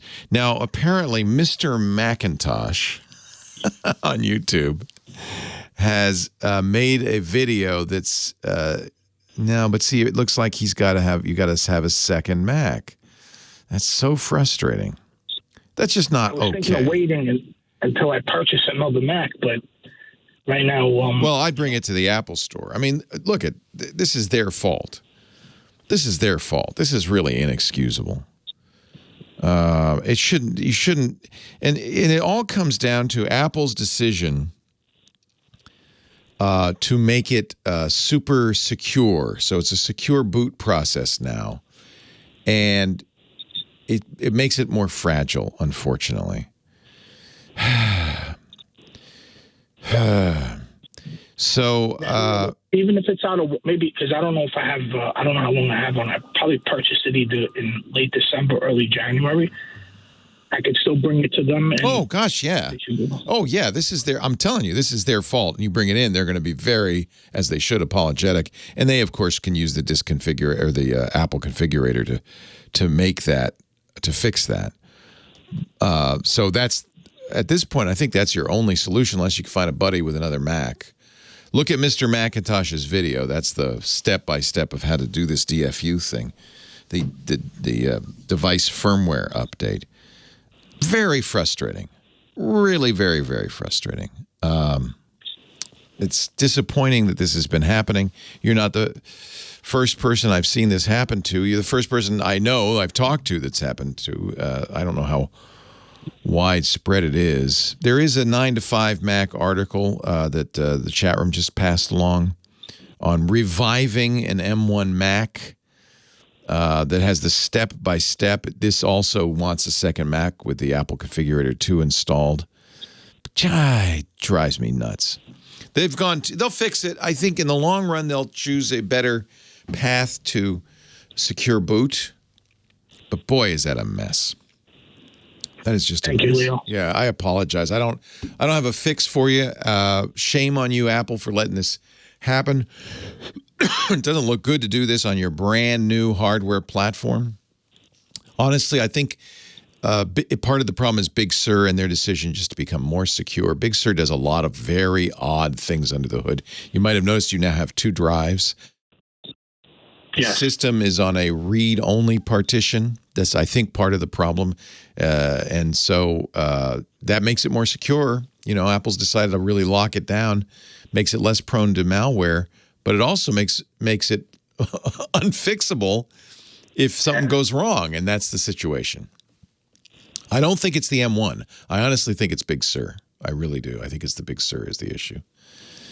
So let's hope they fix this. I apologize. I think you have to bring it to the Apple Store at this point. But believe me, Apple Store will welcome you and say, oh, we're so sorry. Because they know about it.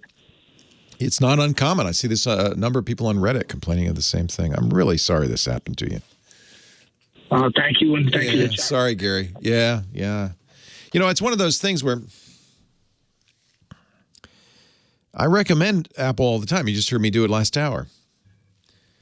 And it embarrasses me when there's something like this happens. And, you know, the same things, by the way, happen a lot with Windows these days. It embarrasses me that people are having similar, you know, other things that go wrong with Windows because I recommend this stuff. It's one of the reasons I'm more and more recommending things like Chromebooks and iPads where you're just less likely to have these kinds of problems. Problems happen with new computers. Remember I had last hour, guy wants a perfect computer. I don't want one that's going to break on me. I got 2 computers just broke. I want a perfect computer. I guess we've lost sight of the fact that these things are insanely complicated. I mean, there's probably nothing else in your life except maybe your automobile that is as insanely complicated and as difficult to fix as your personal computer. And so maybe we've gotten complacent. We expect too much. They're not really appliances. They're not. They're much more complicated, finicky, difficult beasts. But boy, it just hurts me when I hear stories like that. It just shouldn't happen. You're up to they shouldn't discourage updates. Updates should work. Karen, Los Angeles is next. Hi, Karen. Leo Laporte. Oh, my God. I've been waiting so long. I'm sorry. Thank you for your patience. Thank you. Okay. I think I talked to you a year ago. I'm old and an artist. Oh, I remember. Yes. You're the old artist. No. I'm the old artist. No, but I remember your art, and I loved it. Yes. I finally got a Windows 10 computer. It's a Lenovo Yoga. Nice. It Very was nice. Sale. And Saturday was the last day, and I called because I can't do it online because I have a Windows 7 not secure. So I had, oh my gosh! So I looked at it on the online, but I called, and I do have to put in a good word for their support. Good. Because it was very difficult, and they called me because I couldn't call, long distance, and it dragged on for 3 different reorders, blah, blah. I got a really good deal. I'm amazed. They discounted me because I was old and a nun. Well, that's no reason. That's the reason to treat you better. Hey, hang on a sec. I'm going to mistreat you. I have to take a break for news at the top of the hour. I will answer your question, though, when we come back. Okay. Leo Laporte, the tech guy. Actually, I can answer your question now. I just had to take a break. The thing is, I got this Windows 10, and I haven't turned it on because I was waiting for a new router, which, thank you, Microsoft, Prime came early. But you said something about when you get a new Windows 10, you have to first back it up with a thumb drive. You don't have to do anything. I recommend. I went to your site and I tried to find the instructions. Oh, okay. Yesterday, and 3 or 4 times I couldn't find any. There's already 1,781 shows there. It's a pile of information. I know. So here's what I generally say. What do you generally? You got this new computer. Do you have it yet? Oh, yeah, it's sitting in front of me. I couldn't, it came yesterday. Lenovo will have, I'm pretty sure, a program on there that says make a recovery backup. Okay. So check and see. If they may not do that anymore. They used to do that all the time. But really, your computer in its pristine state, it's so pretty, it's so clean, it's so nice. I know. Imagine if when you bought a new car, you could do this. Make a complete, perfect copy of it. Okay. So that you could go back to this marvelous time when there's nothing wrong with it. Now, I put it on a thumb drive. You said an 8 gigabytes, or that's for a boot disk. That's another thing, and you can certainly, and I would do that. Making a boot disk is nice if you need to, if you have to make repairs at some point or something like that. So everybody who has a Windows computer, and I think actually a 16 gig thumb drive should probably. Oh, good, because Amazon Prime didn't have 8 gigs. Yeah, bigger's better anyway. It's all right. They're cheap. Waiting for them to come back. Yeah. So that you can make a boot drive, but you don't even need your computer to do that. You can just, well, you need a computer. You can download it from Microsoft and make the boot drive. That's a nice thing to have just in case you need to do repairs. Secondarily, it's a good idea to always keep backups of your system. The first backup is what we call an image backup.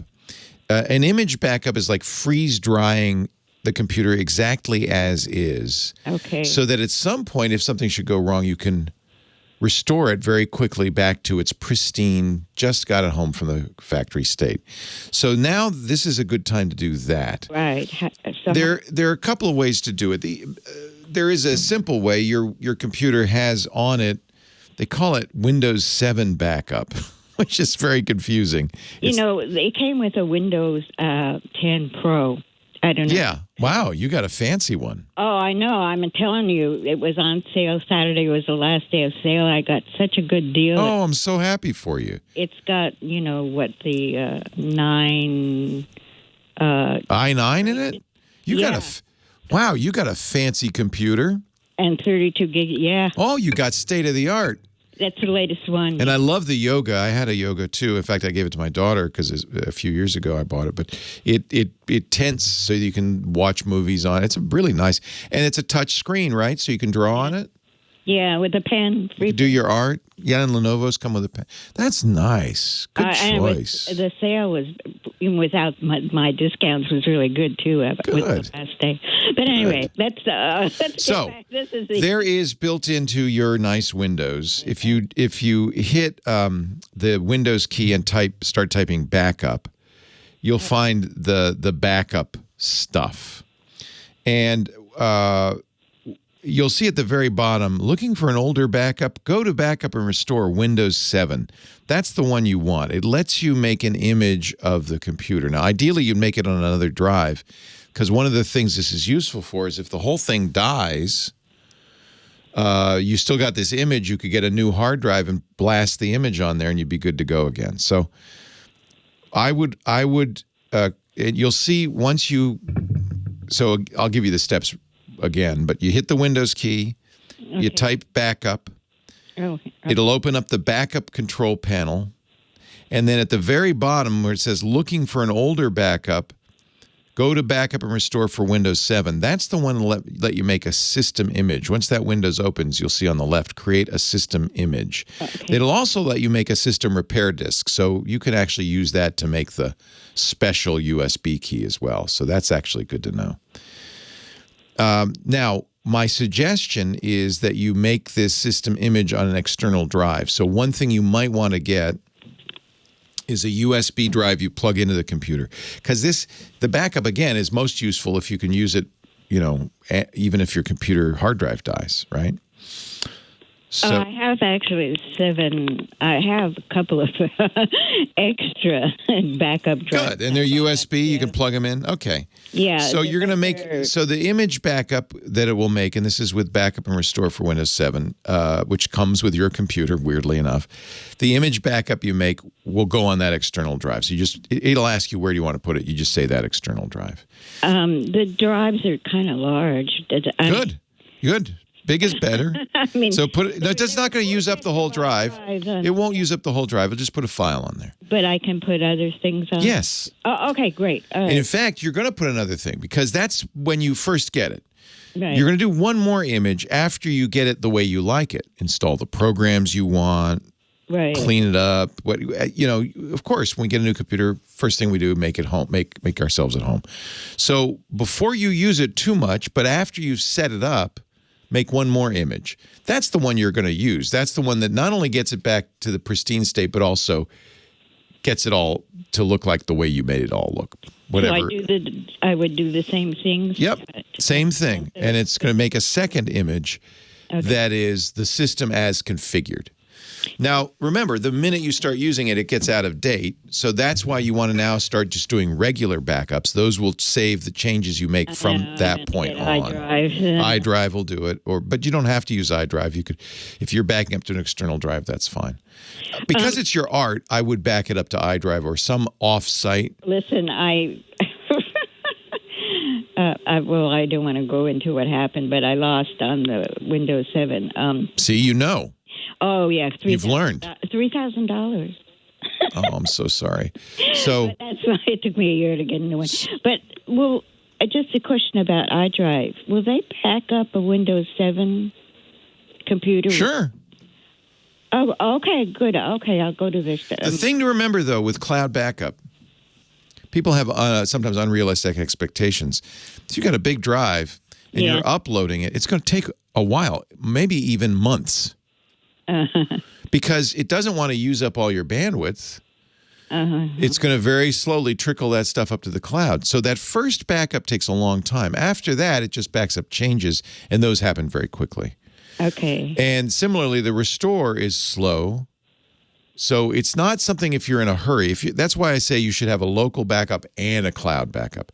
The cloud backup is disaster. The problem with my backup on the 7 is that title names. I backed up images on sites, and some of them are really long, and it went back up unless I have to go in and shorten a lot of names. Oh, yeah. Again, this is a failing of Microsoft. The long file names they allow nowadays are not accepted in the older systems. Yeah, so the backup I did, it was no good. So anyway. No, I'm so sorry. It's okay. Because I downloaded images from sites so that I could pick out the ones I want, blah, blah, blah, blah. Karen, I have to run because I hear the magic music. Okay, so anyway, with can you put on We'll put this in the show notes, techguylabs.com. Yeah, and to do with thumb drives. What to do with thumb Yes. drives. Okay, thank you so much. Thank you. Take care, Karen.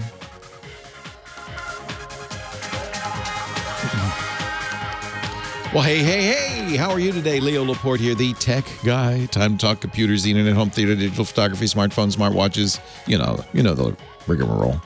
The litany. 8888 Ask Leo is the phone number. That's important so that you can reach me. 8888 Ask Leo. That translates to 888-827-5536. The socially distanced tech guy is here. That's the beauty of radio, isn't it? I could talk right in your ear. But I'm hundreds of miles away. 8888 Ask Leo. Website, techguylabs.com. I was talking to Karen. She's the artist. Bought a brand new, bully for her, nice computer, a Lenovo Yoga laptop. Those are beautiful. Got it all tricked out. And she said, but I want to have a good backup. And I've heard you talk about that. So I'll just really quickly recap the conversation because we did it during the news break there. It's not required, not a necessity, but I like when I get a new computer to do a couple of backups. One right out of the box. And if you're provided with a drive or something that has that on there as shipped, okay, you don't have to do this. But I like to make an image copy. It's like a freeze-dried copy of the computer the day it arrived. It's nice. You can then very quickly go back to that state if things get screwed up or your hard drive dies, you want a new one, whatever. Or you're selling it, by the way. When you want to sell it, that's a really good time because then you could blast it back to the Stone Age, to where it was when you got it. And then the new owner will have a fresh start. So number of reasons you might want to do that. And then keep that safe. You're probably never going to use it again, but just keep it safe. To get a USB drive, big USB drive, that's what she had for backup. That file can sit there forever. You want to make one more image after you've configured the system just so. You got it just like you like it. Download and install all your programs, tweak the desktop, whatever it is you do every time you get a new system, just to make it your own.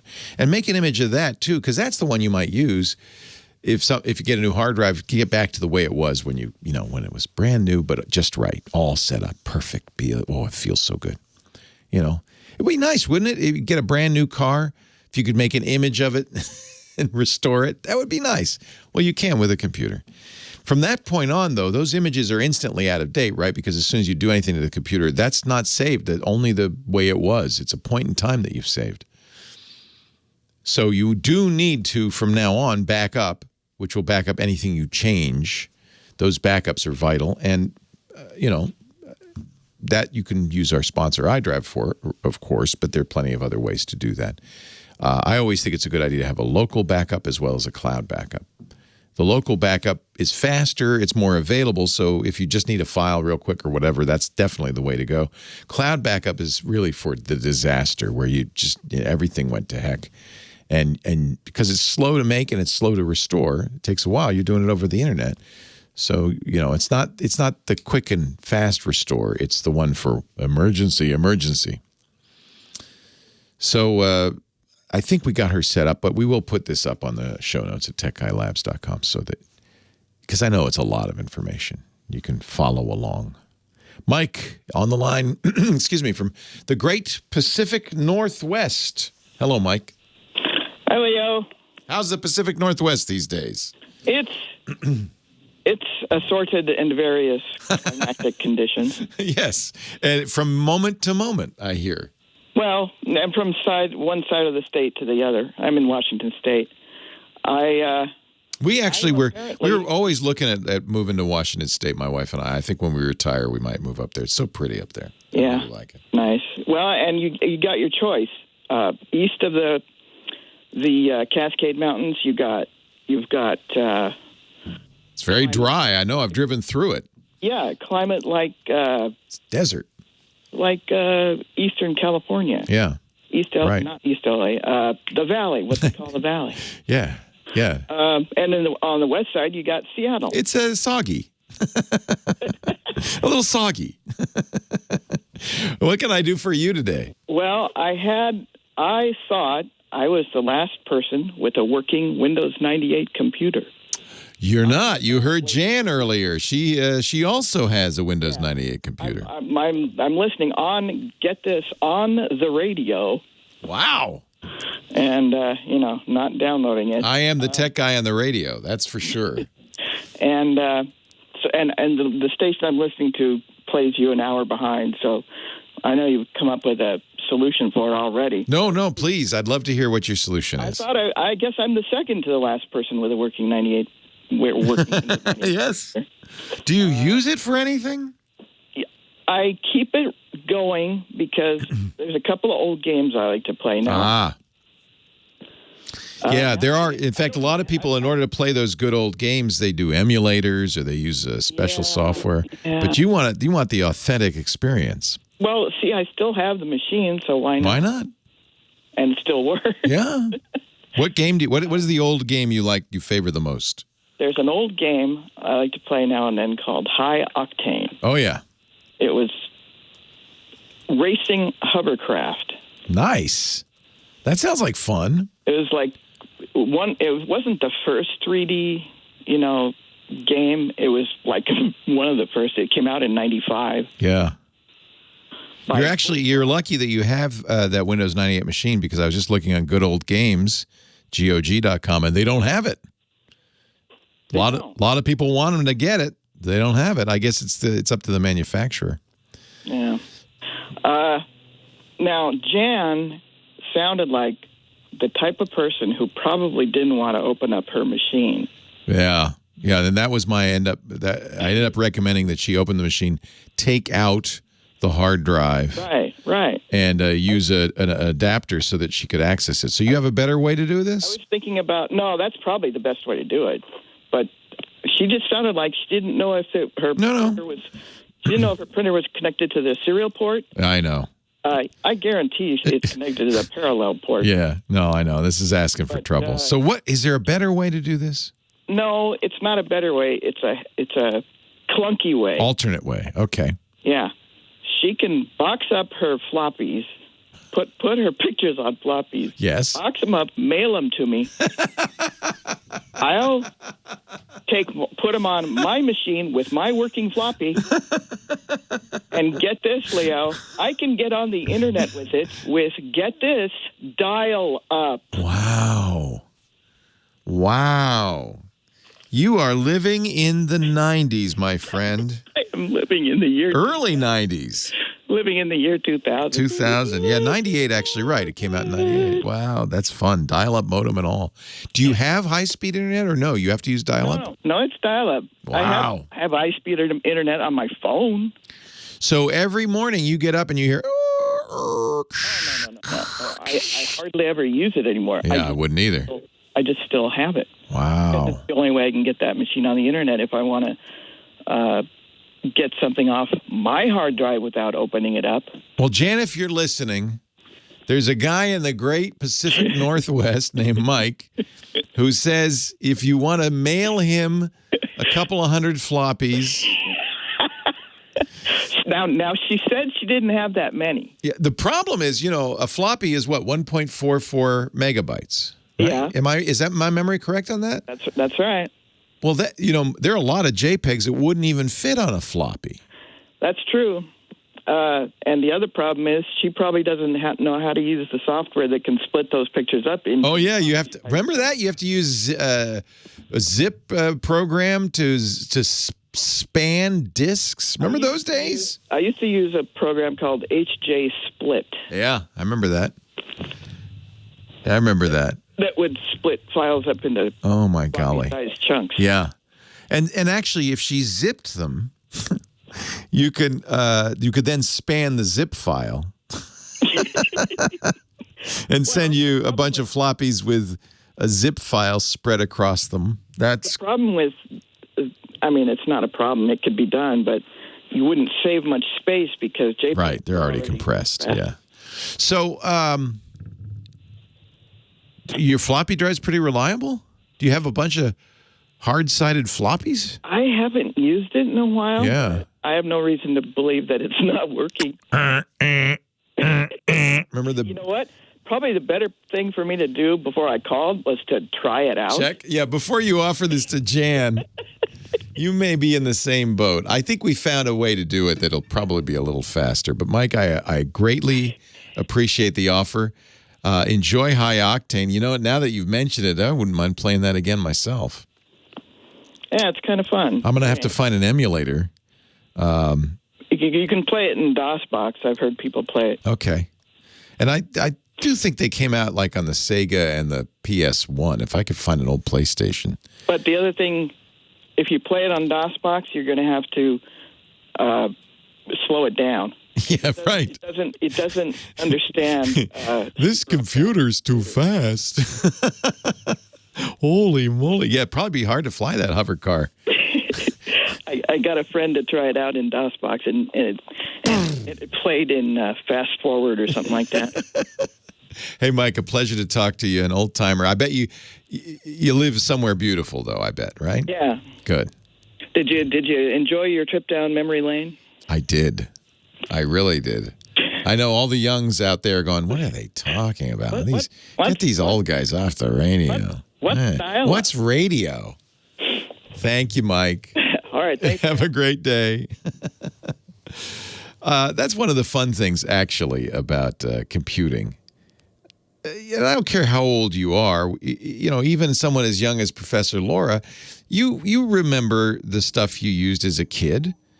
And because this stuff moves so fast, that stuff you used as a kid, even if you're only 20 now, is way outmoded, is way out of date. So that's the beauty of computing. Because it moves so fast, you can be nostalgic in just a matter of years. You too can experience the nostalgia. The podcast today brought to you by Conga. Conga. We could do a conga line if you want during the show. Why not? I'm not talking about that kind of conga. Are you ready to evolve your operations, to streamline your workflows, to create and deliver digital documents, digital quotes, digital contracts more effectively. Nowadays, you don't have much choice. With social distancing, Conga is right there to help you transform your commercial operations. This is a great opportunity because you have to operate socially distanced to start moving this stuff in a digital direction. Get away from those manual, in-person, in-office processes. We can't do them anymore anyway. We're all going to head back to our offices eventually, but this digital transformation is already going on.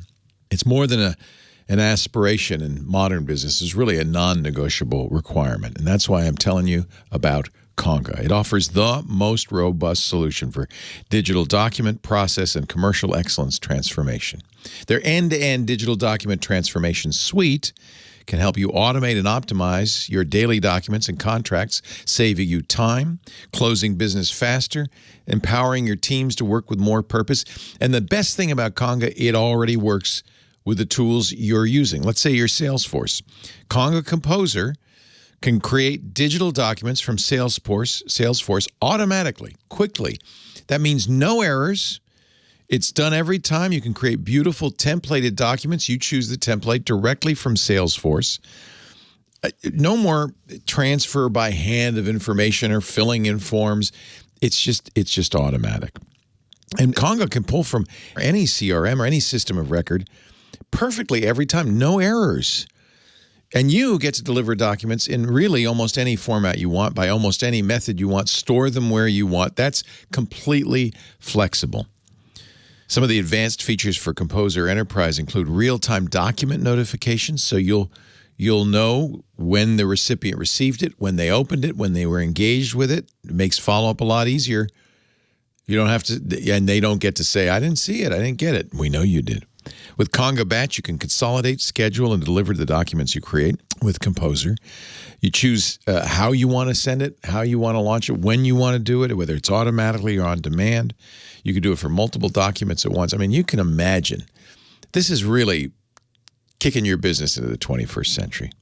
And by the way, there's a great Composer add-on I wanted to mention, Conga Trigger, which lets you create and distribute digital documents automatically from Composer and Salesforce without having to say manually, do it. It just, the trigger says, you create a new document, sends it off. Let me give you an example of people who use Conga, and you'll find a lot of these on the website. T-Mobile for Business, one of them. Sales reps, they got to create sales proposals. But they were, they were doing it verbally on the phone, which meant customers couldn't see it in writing, or, they were trying to do that. Then if the customer said, well, I need a document, then they had to spend time and energy creating additional documents. And of course, when you're doing it by hand, you're introducing errors every time. T-Mobile for Business moved to Conga Composer, and their sales promotions have never been cleaner, easier, more beautiful. Clients love it. They love it because it saves them time. What once took 24 to 48 hours to file a case or request a ticket now happens in seconds. Sales teams avoid multiple systems. That's nice. You don't want to have to learn a bunch of different stuff. And T-Mobile, as the proof's in the pudding, has seen a 25% increase in user adoption. They're also getting paid faster. Conga. This is something you want to remember. Conga is committed to improving how you do business at a much larger scale with additional resources. We're all in this together. This is the opportunity. Quarantine forced us to start doing it this way, but now is the opportunity to completely transform how your business works. Experience Conga's new brand. And by the way, have some fun. We've got a little trivia quiz for you at conga.com/twit. You can test your knowledge, share it on social. And by the way, Conga is going to do something nice. They're going to take the results and donate to a charity supporting COVID relief efforts. So they're nice people too. Conga. Experience Conga's new brand at conga.com/twit and begin that digital transformation for your business. Conga.com/twit. We thank Conga for supporting the Tech Guy. Thank you for supporting us by using this special address so they know you heard it here. Conga.com/twit. Now back to the show. Leo Laporte, the Tech Guy, reminds me actually our space guy's coming up on his little ship. Rod Pyle will join us from the San Diego Harbor to talk about space in just a few minutes. Meanwhile, back to the phones to Washington, D.C. Peggy is on the line. Hi, Peggy. Well, hi, Leo. Hi, welcome. We went from Washington State to Washington, D.C. Right. I'm 88 years old. That's my mom's age. That's wonderful. You're the greatest generation. It's like your telephone number. It is 8888 Ask Leo. I didn't even think of that. Easy to remember. My daughter calls me Silver Tech because I have an iPhone, 2 iPads, a laptop, and a desktop computer. That's awesome. And you use all of them? Yes, I do. And I wanted to tell the older listeners out there, if they're thinking of smartphones, they should do it. Because I do everything on my phone. I bank, I Facebook, I text, order on Amazon. I use it to write my memoirs. Oh, wow. You're writing your memoirs on a phone? Yeah. You must really like that keyboard. I do. My mom loves, I got her the new iPhone because she had an old iPhone 6, and I thought, time for an upgrade. I got her the Apple Watch. She's kind of like you. She loves, technology is transformational. It gives you the access to the outside world, to friends and family, especially nowadays, right? Well, and people our age, I mean my age, and your mother's age, they don't text, and they don't realize that's the best way to stay in touch with your grandchildren. That's because that's all they do.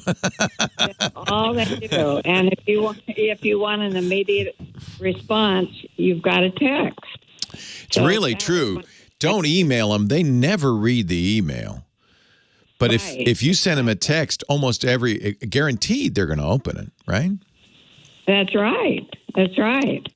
Well, I've enjoyed your show. I don't want to keep others from talking to you. Peggy, it's a pleasure, and I'm glad you're advocating because I think you're absolutely right. It gives, especially as you get older and mobility becomes more difficult, certainly during the pandemic when you really don't want to expose yourself to the germs out there, having a computer and internet access or a smartphone is liberating, I would imagine. Absolutely. Well, and I've been writing my memoirs the past year during this lockdown, and it saved my sanity. Now, are you going to publish these, or is it just for your family members? What's the plan? Well, I think it would only interest my family.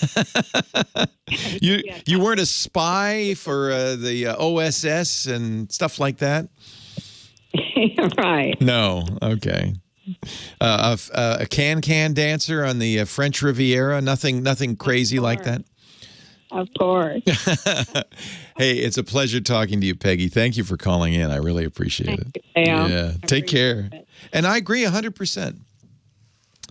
And if you're intimidated by technology, then an iPad is a really great place to start. I should have asked Peggy, but the problem sometimes with the phone is that keyboard's small. The screen is small. If you have vision issues, it might be hard sometimes to see what's going on the phone. Although I zoom it a little bit so that the text is a little bit bigger. But an iPad, easy to type on, easy to see, very easy, I think, very easy to use. And that might be a great kind of way to get somebody into this stuff. I think probably better than giving them a laptop or a computer because that's complicated. There's a lot to learn. That could be overwhelming. But that's why I think the iPad is a really marvelous device. My mom's on her third or fourth. She just loves them. In fact, I called her the other day, and she says, "Can you see me? I'm on the old iPad." I said, yeah, it works great. She said, "Yeah, this one's paired to my hearing aids. The new iPad, I got to get it here paired with my hearing aids. I can hear you better on the old one." I said, "By all means, make that your FaceTime." That's another thing. I don't know. I'm sure Peggy uses FaceTime. But the ability, or I guess on Google's Android devices, you could use Duo or Skype, but those video calls, she called. My mom talks to her grandkids every week on the video calls. It's really great. I agree with you 100%, Peggy. I'm glad you called. It's a fantastic tool for everybody. 8880. And the iPad, sometimes it gets a knock. Well, that's just for watching movies or playing games. That's fine. Whatever it takes. How did you first get into computing? For a lot of us, it was playing games on a computer, right, in the early days. That's the gateway drug. Leo Laporte, the tech guy. It's time for the Rocket Guy. Rod Pyle, the author of Space 2.0 and many other great space books, including a beautiful book I have on my coffee table, remembering Apollo 11, the trip to the moon, the first people walking on the moon. I love, by the way, Rod, thank you. I love that book. It's just so gorgeous. And my pleasure. Yeah, so glad you enjoyed it. He's also the editor-in-chief of the Ad Astra magazine of the National Space Society. You can find out more at space.nss.org. And I thought it'd be good to have a space guy on the show because, frankly, it's gotten real exciting in the last couple of years, what with SpaceX and Blue Origins and, of course, even NASA, and a lot of activity talking about Mars and the moon. We've got the Perseverance rover. Has that hovercraft flown yet? No, they've scheduled it for a couple of weeks out. They wanted to move to a slightly better area, but they're getting close. And yeah, it's an exciting time for all that. And the Space Launch System rocket, which is years behind schedule and over budget, finally had their full length, what they call a green run, which is where they fire the main rocket engines for a full 8 minutes to make sure that they work, which is good. You want to do that. And, this is the NASA rocket. The NASA mega rocket, Space Launch System, SLS. And what are they going to use this for? Well, supposedly in about a year and a half or so, there's always a question. I'm giving a talk on partially on this tonight, and I always have to put 202X with a question mark. But sometime in the not too distant future, they're going to do a test flight with no crew that'll loop the moon. And then they'll start doing crewed flights, and hopefully sometime by maybe 2027, human landing on the moon with the first woman and the next man and all that stuff. When? 2027? That's exciting. Well, it was supposed to be 2024. That's a little too soon. The Trump administration, but yeah, nobody really bought that date because we haven't actually built any new EVA suits like moon suits since the 70s. And even the ones used on the ISS are coming up, a lot of them on 30, 35 years old. We need space So we suits. need a new... and the thing is, the ones for Apollo were really robust, but they were good for a few days. It turns out that lunar dust is so sharp and so gritty because there's no weather up there, and they're just the result of impacts, that they just destroy the seals on everything. Oh, So wow. between the visor and the helmet and the suit and the gloves and the suit. So they need to do a whole new rethink on how they're going to handle that over the long term because moon dust is bad. Yeah. It's bad for you. Mars is even worse, I hear. So we got to It's a little more weathered, so it's not quite as sharp. So moon dust is like asbestos almost in terms of being a carcinogen for the lungs. you don't want to Mars breathe dust, it in. Yeah. No. Mars dust is a little more weathered because it gets blown around quite a bit, but it's got all these oxidizing chemicals in it, which we don't like. So it'll make your eyes foam up and not good. Your lips. So it's good. So they launched this big. I mean, this thing is a big rocket. They didn't launch it. They tested the engine. They just tested it clamped down. Yeah. It's fun because I don't remember as a kid following so closely all the tests. We kind of, just saw the launches and didn't really understand how much testing goes on. But we're now getting to see that a little bit more, which is great with Elon Musk's tests and the explosions on the. And I think maybe tests are spectacular. Yeah, but maybe because we don't know the process, we don't understand, how difficult this is. This thing is huge.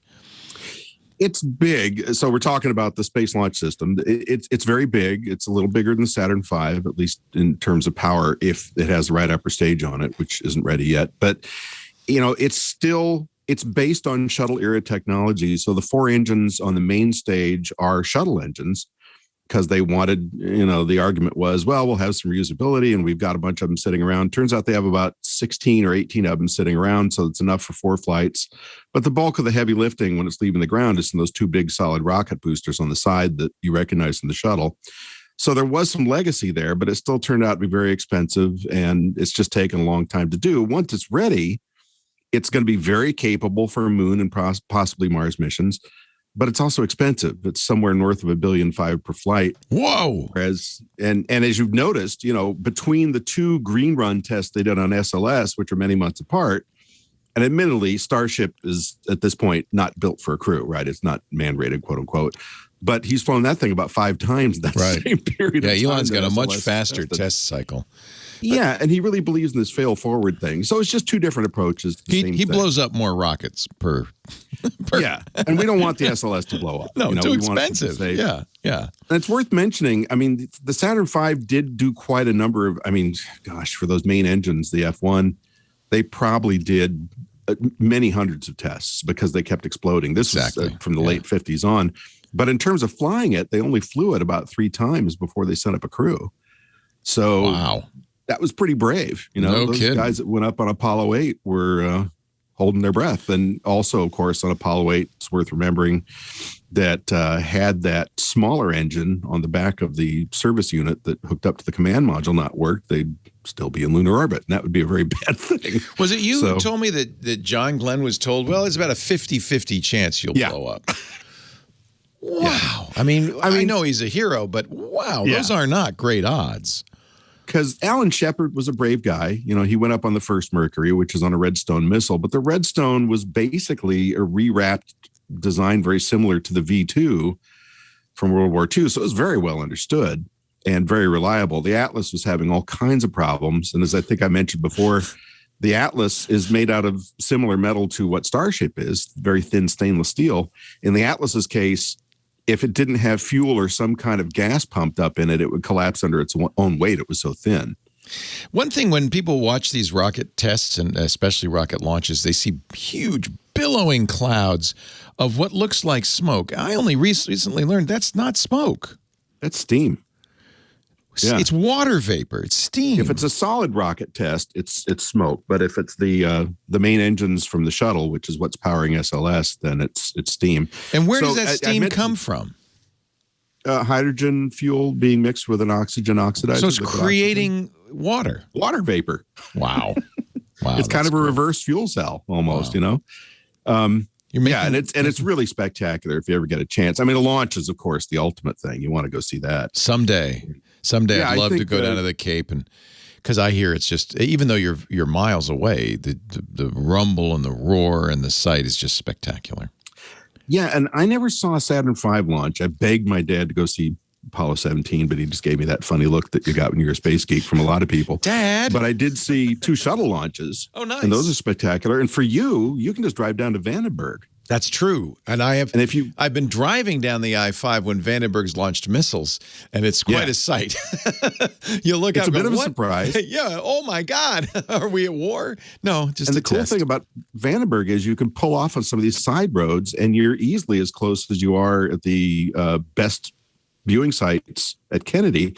And if you see a SpaceX launch, because they're usually at dusk, you get to see the thing go up and separate, and then you get to see the main stage come fly back. As soon as this is all over, let's make a date. We'll go down. We'll go to Vandenberg and watch something launch. I'd like to watch that. That'd be fun. That would be great. Yeah. Rod, this is always a pleasure. I love talking about space. You and I both grew up watching Walter Cronkite in the launch of the Gemini 7 or whatever it was. You do the best Cronkite.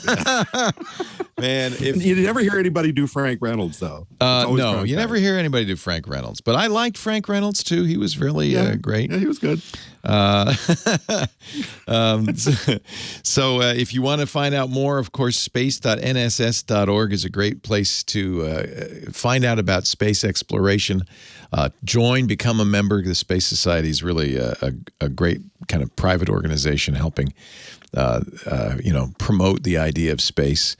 And you have events, too. Let me know next time you have an event, because we have a virtual event coming up in July. That's our next one. Okay. That's our big yearly one. So, yeah, I'll definitely keep you looked in on that. Space.nss.org. And don't forget Rod Pyle's great books. You'll find them all on Amazon, including Space 2.0. What's the name of the Apollo book? First on the Moon. First on the Moon. The Apollo 50th highly recommended experience. To the space nerd in your life. Leo Laporte, the tech guy. Thank you, Leo. Yeah. Delta 4 Heavy is scheduled for launch in April. We go down for that. That's an interesting one. There's almost no smoke from the Delta 4 Heavy. On the one.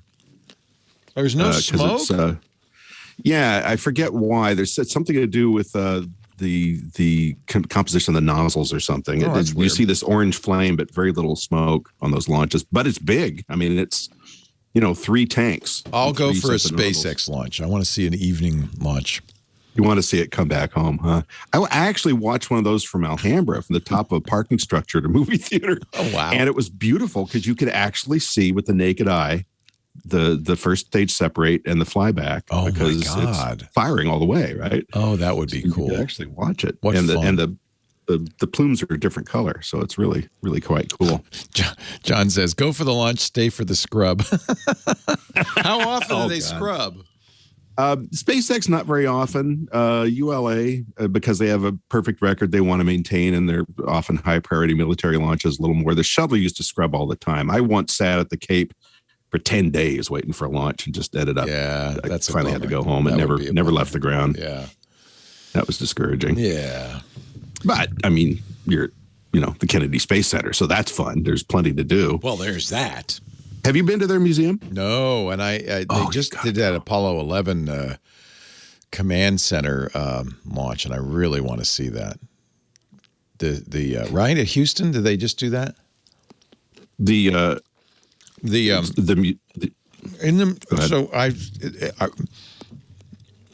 recreated. Oh, that was you're talking about the virtual launch, right? No. By the way, we forgot to mention that again.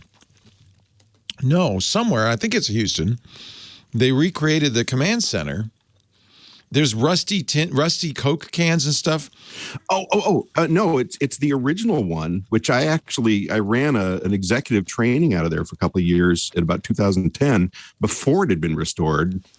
And, I got to go sit up in Gene Kranz's chair and pick up the red phone and pretend I was important and all that. Then they restored it meticulously, beautifully. Exactly. They had to do asbestos abatement and all that. Yeah. So now you go there and it's roped off. You can't go in. They actually have. Yeah. No, you can go in and walk around. You can't sit in the chair. Right clearance, but you can't. Right. Yeah. They've got that part roped off. Yeah. But they have little beanbag ashtrays. And they weren't allowed to put cigarette butts in them because they're a carcinogen unless they were original. So when they removed the consoles to restore them, they looked on the subfloor and there were cigarette butts all over the place. Oh, so they said these are original, and they sprayed them with acrylic and they put them in the ashtray. Oh, so it is a real recreation. That is Yes. awesome. It's really wonderful. I really want to see that. So is that in Houston? Where is that? That's in Houston. Yeah, that is in Houston. Johnson Space Center. So the best way, if you're a civilian, is to go to the Space Center Houston, which is a museum across the street, and get what they call a Level 9 tour. And that takes you in there still, I think. Oh, I really want to do that. Yeah. And it's I mean, you go in there and everybody gets quiet, and it's kind of like a holy relic, It's a holy relic. Absolutely. Yeah. And all the consoles light up now and stuff. So it's very cool.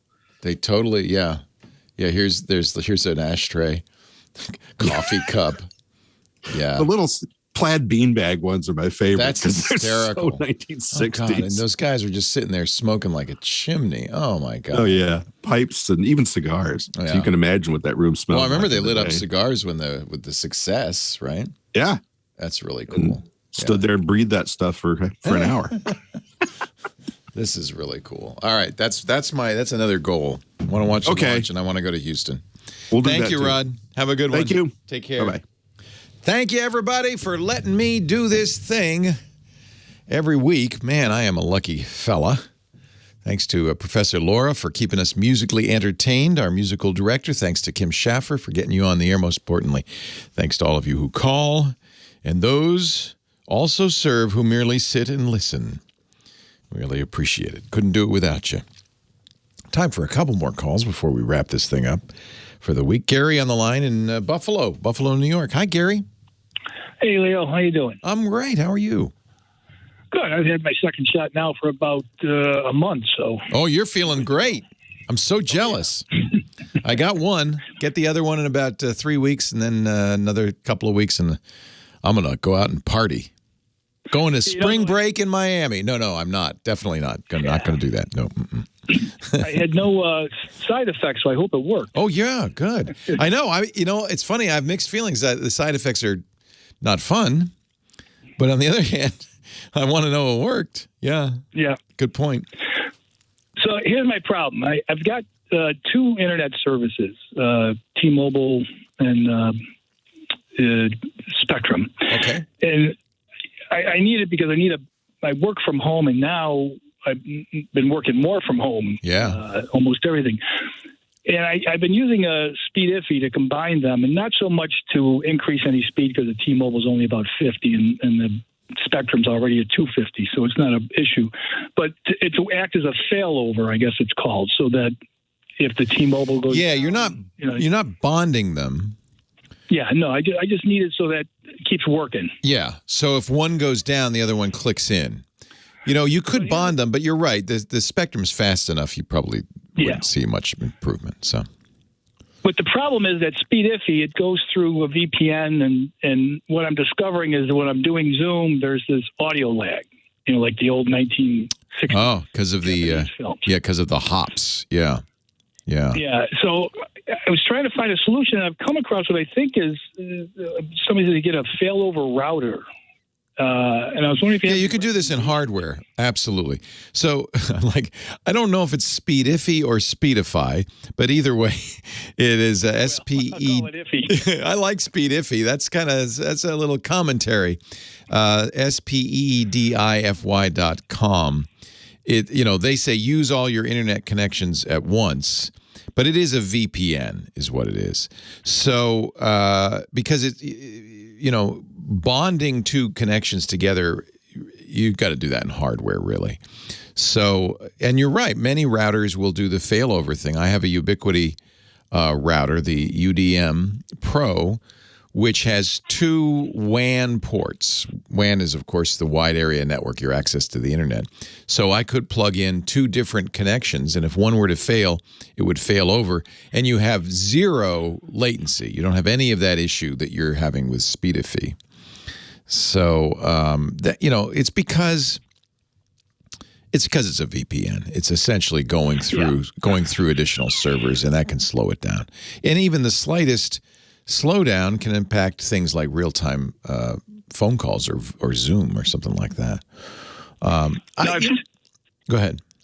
Oh, I've seen this TP link. I think it is for around $60. Is that low end not going to work for what? No, it should work fine. Yeah. Just work fine. Yeah, I actually like TP-Link. They're cheap. I'm not sure which model you're talking about. $60 is awfully inexpensive. Probably TLR 605. Let me look at it real quick. TLR 605.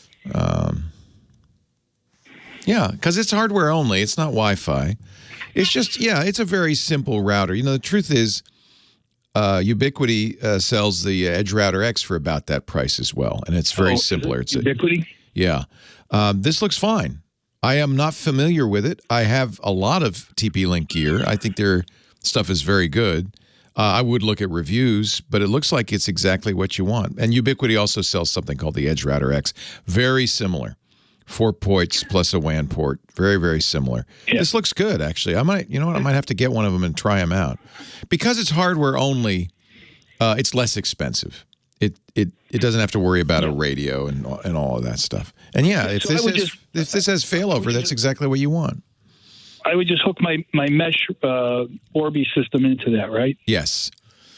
Yes. And then exactly. You'd have to decide whether the Orbi is your router or this is your router. Generally, with something like an Orbi with any mesh system, it'd be ideal if it's doing the DHCP, if it's doing the routing. Yeah. So you just put this safe stream in kind of pass through mode, bridge mode, and just say I don't want any routing. Let me just look about the failover, whether it requires that. It might. Yeah, no, I think at that price, it's great. TP-Link makes great hardware. This does load balancing. This is great. This is exactly what you want. All right, that's what I need. I need that solution because much better than doing it in software. Yeah, the video is everything. I'm a lawyer, and everything we're doing in the courts now is doing on Zoom, and it's just annoying to the judge to see my lips going and listening to me. Well, especially when you look like a cat. You should never, ever. There's actually a really interesting article on Motherboard today about how Zoom, because so many courts are using Zoom, these recordings are making their way onto the internet, onto YouTube and stuff. Of course, the most famous is the lawyer who couldn't turn off the cat effect.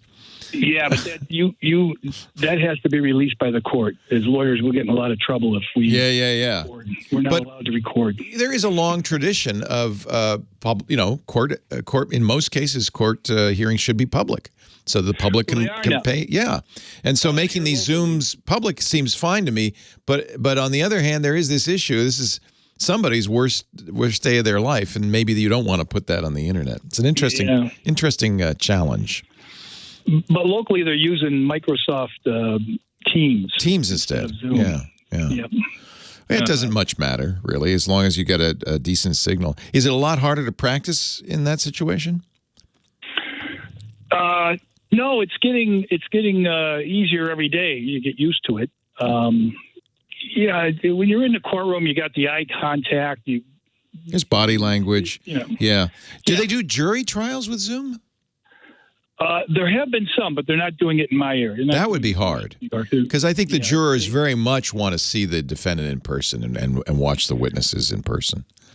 Although now, in a modern courtroom, every juror has a screen, and they're fixated on the screen. No kidding. Yeah, and we're putting all of the evidence, documentary evidence, and video evidence and everything on the screen. So they're really not looking at you as much as they used to. How interesting. They're looking at the screen. Fascinating. Do you do civil or criminal practice? I do civil and criminal tax litigation, so I don't do too much. You don't have to worry about juries so much. Yeah. Well, criminal juries we do, but it's. And do you have to wear a suit if you're going to a Zoom hearing? I do. Good for you. I don't know if you have to, but I hold up the standards. Yeah, got to hold up the standards. It's silly, I just get a top, You don't have to wear pants. That's true. No, you don't have to wear pants as long as you stay seated. But if you have to get up for something, you'll be. You never get up. That's big no. Gary, a pleasure talking to you. Thanks for calling. All right, thank you. All right, have a good one. Yeah, see, you learn something every day. Your lawyer may not wear pants if he doesn't stand up ever. Or if she doesn't stand up ever, then you might ask. You're wearing pants, right? Our show, well, the things you learn on this show. Well, that wraps up our show today. Don't forget everything we talked about, including audio and video from the show, ends up at the website techguylabs.com. There's a pretty nice search there. This is episode 1781 if you want to look up anything from today's show. My name's Leo Laporte. I'm your tech guy. I'll be back next week. Have a great, safe Geek Week. Well, that's it for the Tech Guy Show for today. Thank you so much for being here. And don't forget TWiT, TWiT. It stands for This Week in Tech, and you'll find it at twit.tv, including the podcasts for this show. We talk about Windows on Windows Weekly, Macintosh on MacBreak Weekly, iPads, iPhones, Apple Watches on iOS Today, security on Security Now. I mean, I can go on and on and on. And, of course, the big show every Sunday afternoon, This Week in Tech. You'll find it all at twit.tv. And I'll be back next week with another great Tech Guys show. Thanks for joining me. We'll see you next time.